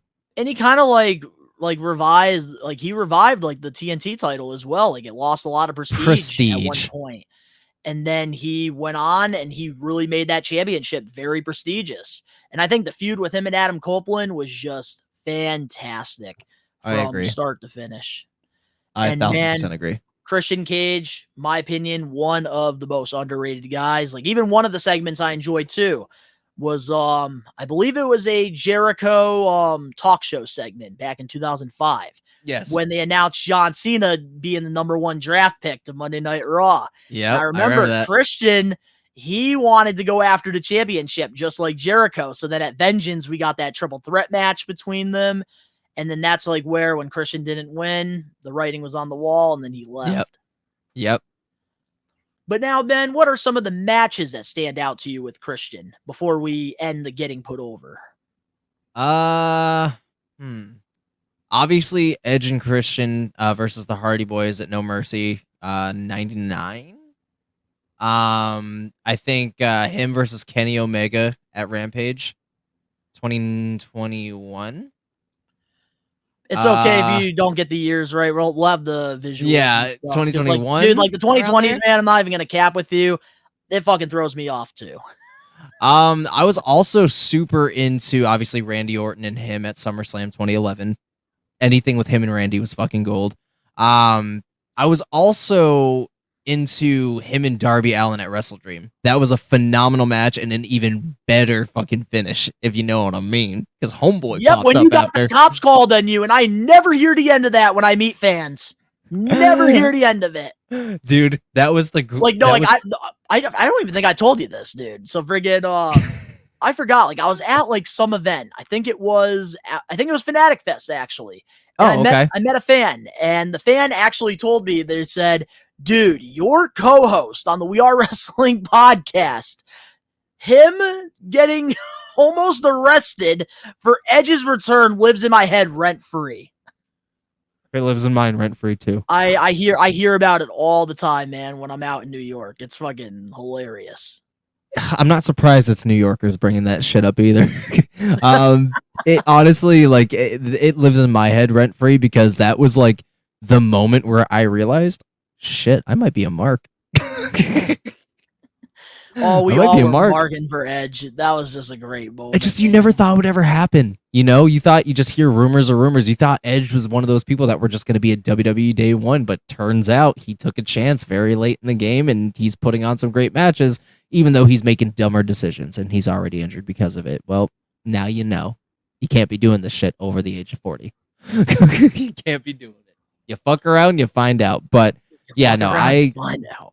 That was my one of my favorite moments was just seeing their reunion again, you know, for a quick second, then obviously, you know, following kicks him in the balls and then go fuck yourself. So yeah, or not kicks him in the balls, he fucking he hugs him. It was Edge kicked him in the balls and told him to go fuck himself. Yeah, and then he left. That was later on they did that.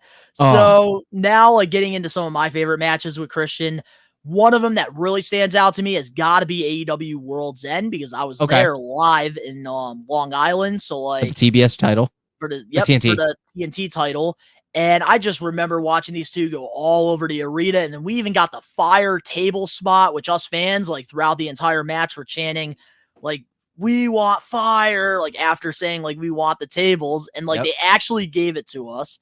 And Nick Wayne went through it, which was awesome. He didn't even go through it. He bounced off the shit. and the whole finish of that was great too, because Adam Copeland wins the championship, massive pop. But then earlier in the night, kill switch, he won a battle royal, and he gave the contract to Christian for him to win the title back. So that was a great little twist. Yeah. Another match I enjoyed was also Christian versus Edge at Rebellion 2001. This is when they first broke up. Yes. They were inside the steel cage, and I remember Edge became a face for the first time, right? Or one of the first times. Yep. Yeah. Edge beat Christian. I remember Christian pretty much all the way back on the cage, because I always remember that spot with the old school cage, with the square. They would always put the legs between the cage, and they would pretty much fall back. So there was no way of getting out of it. Always enjoyed those finishes in the cage matches. Let's see. With Christian, I also enjoyed the match at Vengeance, the triple threat match. Yep. Christian, John Cena, Jericho. I thought that was great during its time. Let's see here. Christian and Kenny Omega, of course. They killed it both Rampage and All Out. Both of their matches were fantastic. Christian proved that he can go still. Him and Jeff Jarrett against all odds, 2006. That'll be my all-time favorite moment, Christian winning that NWA championship. And finally, I'll pick one more match, and I am going to have to go with probably Christian versus Chris Jericho, WrestleMania 20. And okay, that's a good one. Stratus thing when Christian, Trish went after Christian over Jericho. I remember that. That was phenomenal. So this week, guys, this was great. Great time. This week, we put over Christian Cage. He's a great tag team guy, but even better singles wrestler. Whoop, that's the wrong freaking graphic. There it is. Look at that. Father of the Year, man. Getting put over. Ben, you picked a great one. So next week, it is my decision on who we put over, and I think we are going to put over... Oh, he's looking at his AEW fucking figures. Oh, shit. I am. Yes, I am. Honestly, I don't think we put him over yet. Let's put over Samoa Joe. Yeah. So next week, guys, we are putting over Samoa Joe in our Getting Put Over segment. Joe. Sorry. I fucking love him. So, with that being said, let's get into a juicy main event topic. And our main event topic for this week, this news literally came out an hour before we hit the record button. Yep. It's official. It's been rumored for quite a while now. Vince McMahon documentary will be coming to Netflix on September 25th. This will include interviews with Vince McMahon prior to his resignation, resignment, his family, and some of the most iconic names in wrestling history, as well as the journalists who uncovered his allegations. There will be 6 episodes that will be an hour long each. What are your thoughts and expectations going into this? We're about to see a different side of fucking Vince that we've never seen before, and a more inside look at all the crazy shit he's had people fucking do on basis of punishments and other favors. Yeah, this is basically gonna be like the adult version of Quiet on Set. I was just gonna compare the two. Yep. I was just gonna do that because I know we were like in our group chat with Danny, and I remember Danny saying like he feels like, because I remember my first thing I said to him was, I hope this fucks Vince McMahon even more. So hard. And Danny was saying he feels like it's not going to happen because he does think that with WWE coming to Netflix, they're going to try their best to not fully expose him. But I feel like where I think this is all going to happen is anybody that doesn't watch wrestling, the casuals, they don't even know what's going on here. And everybody assumes that Vince McMahon, he's the one that runs the WWE, where wrestling happens. So I think having this documentary being shown is pretty much going to show those casuals that are on Netflix that are probably going to start watching Monday Night Raw that Vince McMahon isn't a part of it, and they're going to show all the fucked up things that have happened. I think that this is going to be a very deep documentary, and I think towards the end of it, they're going to really put over like TKO and Triple H and Nick Khan and what they're doing now, and what the better of the business now without Vince. I agree. So my expectations going into this, man, this is going to be must watch. You need to go get your fucking popcorn. You need to get a seat buckle on. You need to get some chips. I need to go get myself some chicken bucket tendies just in and case you pizza. puke. And yeah, this is going to be a must watch documentary. I feel like I've never looked forward to something more than this because some shit's going to come out, and I think we're going to be getting a lot of wrestlers that are going to speak out. September 25th. I'm trying to think about what day that is. I don't think I can look right now on my calendar. So September 25th. Yep. As of right now is on a Wednesday. Okay. I was gonna say, if we could find it a time to just if we both just sat down together and just watched the whole fucking thing start to back and just put a whole day into it, I'd be 100% down for that. But I don't know how long you want to wait till after. I don't know how. I think if we gave ourselves, so if it's the 25th, I think if we give ourselves, because I know I can get it done that weekend. So maybe by maybe Monday the 30th, we do an extra or something. Okay, I'm down. And maybe we could do a live one, or we could do a recorded one, whatever. We'll do a recorded one. We'll do a recorded one. So Fuck the lives for now. We'll figure it all out. Think if you guys were not a part of the live, you didn't miss anything last I was in awe. That's all I'll say is I was in awe. I could not believe it. And I think you and Ricky definitely learned your lessons there to never listen to trolls again. But with this Vince McMahon documentary, though, what are your expectations going into this? I'm expecting to probably get emotional at some point because he was kind of a shitty person, obviously, especially family-wise. I'm expecting to get very angry. I'm expecting to kind of be taken off guard by some of the things that we don't know that are gonna come out because of this documentary. I'm expecting to get my mind blown. I'm expected to see things in a different perspective. And I'm also really curious as to what's going to come out of this. I'm curious as to what kind of backlash it's going to get, because everything like this everything like this receives it. So I think I'm expecting the internet to break in the wrestling landscape. That's basically what I'm going in with. Oh, the internet's definitely going to explode with this, but I just realized something. I just want to look at the poster here real quick. There's no WWE on this poster. They don't want to be associated with it. That's why they just gave them the green light.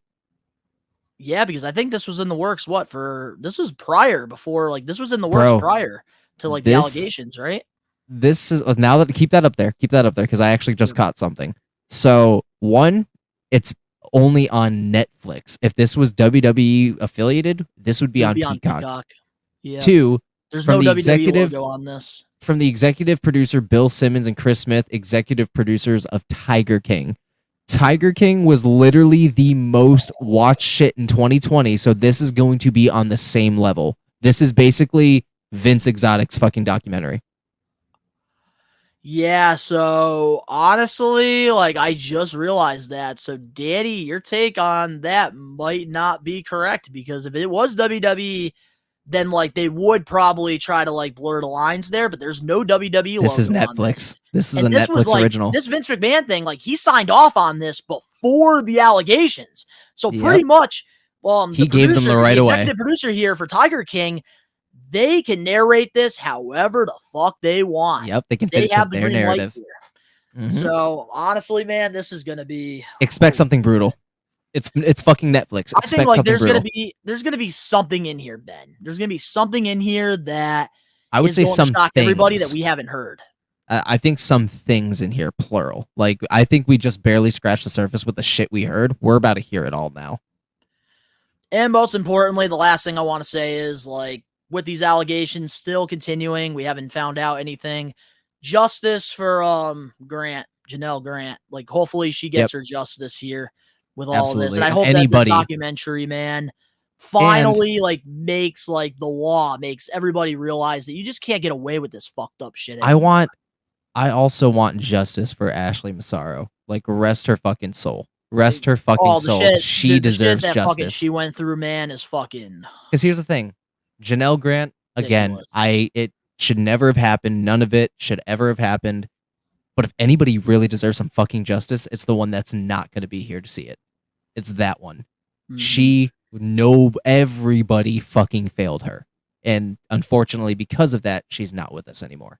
So there's a lot of things that I know I'm probably going to get like kind of fucked up over during this documentary. So that's all I'm saying. Absolutely. And all I know is that this documentary, We Are Wrestling, we're definitely going to be doing an extra on it, talking about all the episodes and what we took from it, because we really do like doing the documentary reviews. Honestly, they're my favorite extras to do here on the channel.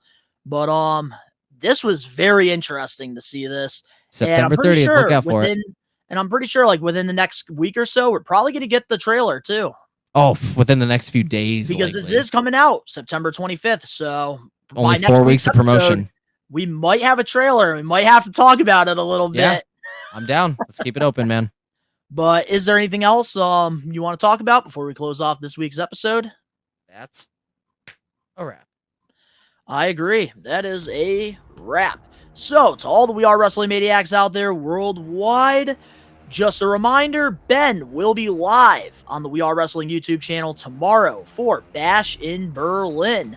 So if you're looking for somebody to watch Bash in Berlin with, Ben will be live, and he will be listening to all you guys in the live chat. Yes, sir. And, of course, next Saturday, I will be live for AEW All Out, which will be live in Chicago. So if you guys are looking for somebody to watch that show with, I'll be watching it, because I did get the bundle deal on the Thriller app, saving me $30, which is great for my wallet.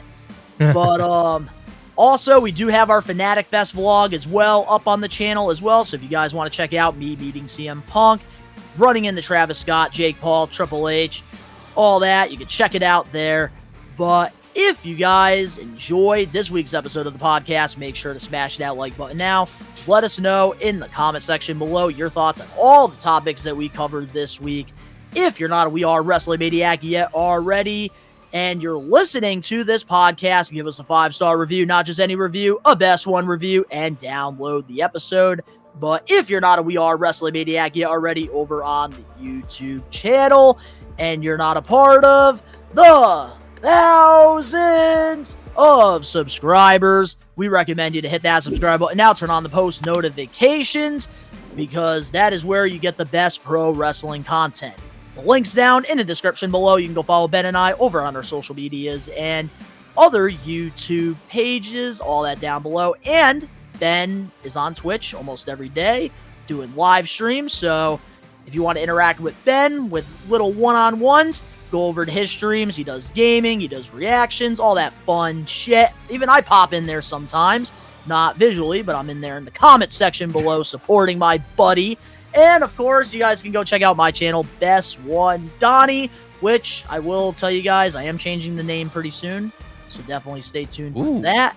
But yeah, I'll be posting toy videos every day over there, so go support us. All the links down below. And of course, to all the We Are Wrestling Maniacs out there worldwide, but to all the Maniacs out there worldwide, we are taking over. Peace.